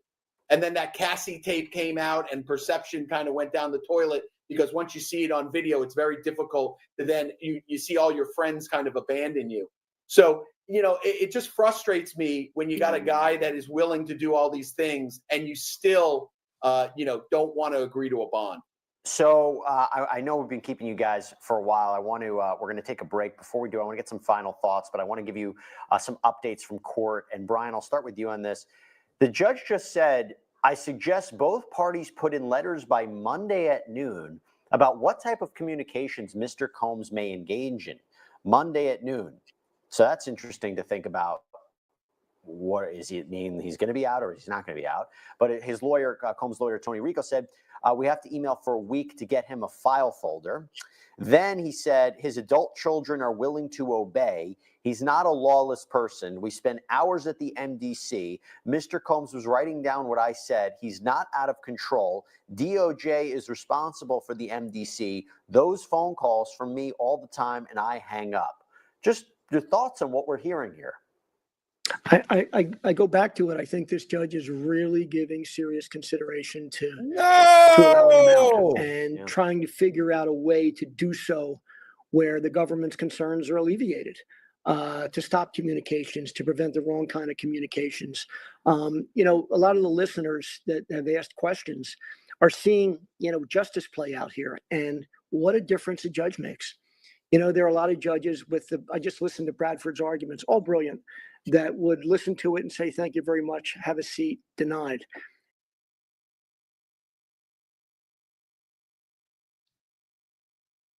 He may get bail, y'all. He may get bail. He may get bail. He may actually get bailed out. This is one of those judges that listens. This is one of those judges that balances. And what a difference a judge makes. And he could very well, if not today, Monday, make a decision that's favorable to Mr. Combs. Oh, man. So we may have to find out maybe Monday. I don't know. So speaking of which, we have another update. Mr. Rico, again, his attorney says he has access to cell phones in the MDC, but not under our conditions. He fights, he kicks, he makes phone calls. This can be addressed. Thank you. Judge says we're going to get a decision out prompt next week. Bradford. Yeah, I think that's a smart thing to do. Listen, smart judges don't just make decisions off cuff, right? They go back to their chambers. They think about it. They have very, very smart clerks that know the law, that give them case law to back up their reasoning. And judges sometimes have gut feelings when they've been on the bench for a long time, and lawyers too. We've been doing this for a long time, and you have a gut feeling what's right and wrong, and then you got to find the case that tells you that you're right. So I think that it's smart. I think that smart judges put out smart orders because they know they may be appealed, or they know it's going to be publicly read, and that's just what they do. So I'm not shocked that he didn't make a ruling from the bench. Just as Brian said very early on, he wouldn't be surprised either that the judge is going to take some time and do a written order, because that's what good judges do. Good judges do written orders. They don't shoot from the hip, and they don't automatically say one thing or the other. They think about it. They sleep on it. And I don't know how many times I've been in a case where I'm feeling like, oh man, this judge I feel like they're ruling against me. And they say, hey, listen, I'm going to get a written order out, by the end of the week. And then they go back, they read the case law again. They find new case law. They find, all kinds of different things. And then they rule in my favor maybe for a completely different reason than was even discussed at that hearing. But that's what really differentiates great judges from just guys that are, that have been on the bench for maybe 30 or 40 years, and they're kind of going through the motions, and they know what to deny and what to grant and why to deny it. And they just kind of, they're on autopilot.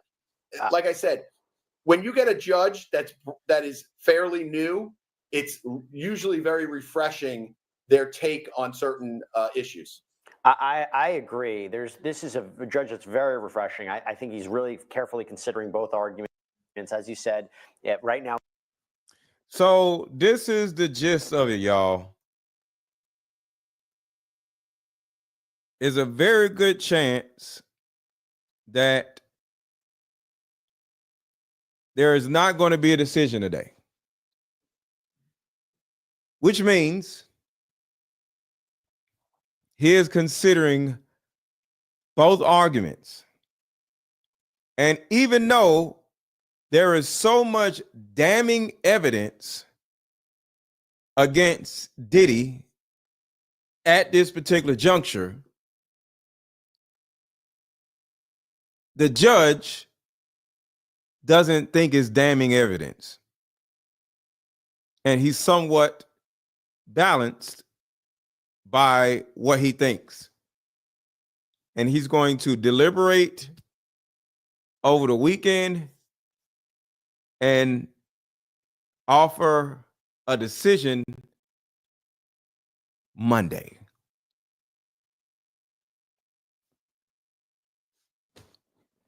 I'm pissed because, in my opinion, this means Diddy may get out, because it wasn't cut and dry for the judge. Mm, mm, mm. So I'm going to come back because I have so much more stuff to talk about. But as y'all already know, I have not eaten yet and I'm hungry. So I'm going to go eat. So I'm going to take like a 3-hour break and come back probably around maybe 9. And we're going to talk about a lot of this stuff later. Thank y'all for being here. This was fun. Thank y'all for always hanging out with me. But real quick before I go, I want to drop the link and see if anybody has anything to say. So I'm dropping the link right now.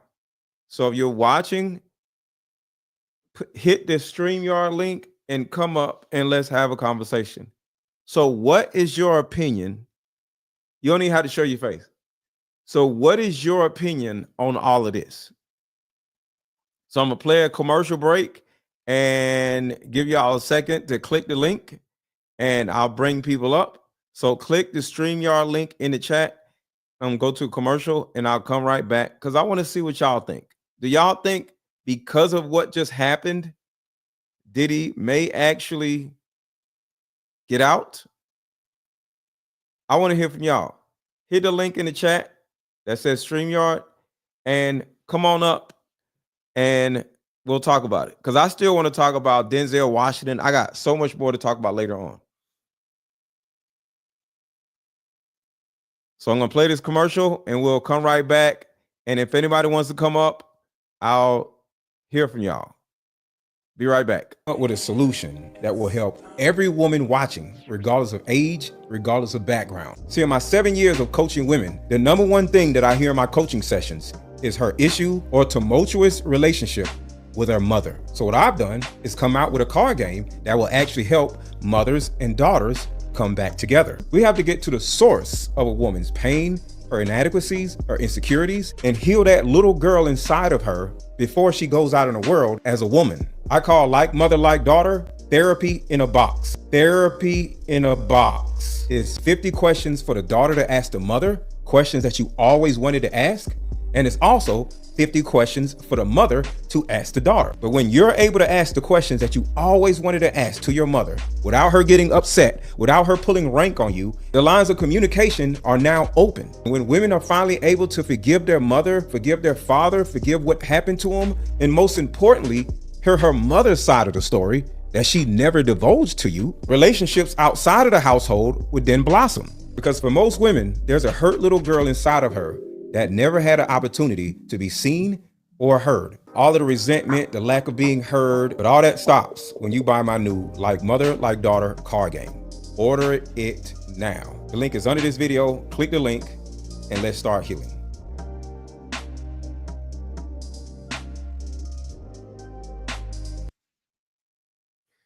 All right, shout out to Jennifer. Thank you so much for the $4 super sticker. All right, so one more time, nobody has anything to say. Nobody wants to click the link and, come up before I go.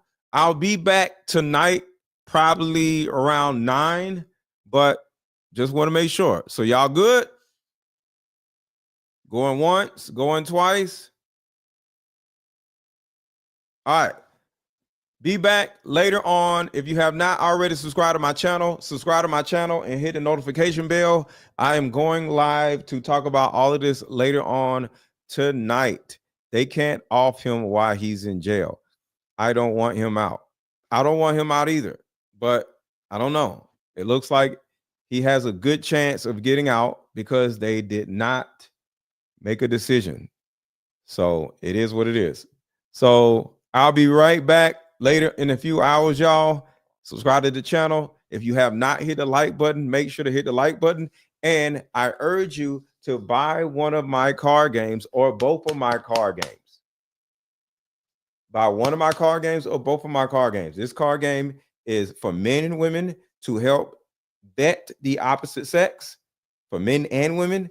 And this card game is specifically for mothers and daughters to fix or repair your tumultuous relationship with your mother. I urge you to buy one or both of these card games so you can change your life. Yes, they let Young Thug out. They might end up letting this dude out. So talk to y'all later. Be back later on today.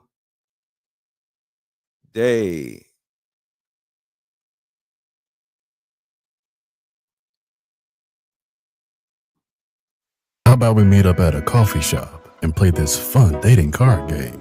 We'll have fun and see if we're compatible all at the same time. Ooh, what's the name of the game? It's called Deeper Discussions. I'm down. Okay, meet you at 6. Fellas, buy this card game. Ladies, buy this card game. Buy about 2 or 3 card games. The main reason why people can't stay together isn't because they don't like each other no more. It's actually because their present family issues come up or their past family issues come up. But when you play Deeper Discussions, you'll be able to understand a person's family issues up front. This game can be played with either 2 people or an entire group. So have fun. Question number 1. Name a time when money was the main factor why a relationship went bad. Deeper Discussions Dating Edition. Again, these cards are good for vetting a potential boyfriend, Candidate. a potential girlfriend, a potential husband, a potential wife. Actually, these cards are so soft and silky, by the way. Like They ain't gonna get really wore out. durable. A dating card game for introverts who have a hard time asking the much needed compatibility questions. Deeper Discussions, the card game.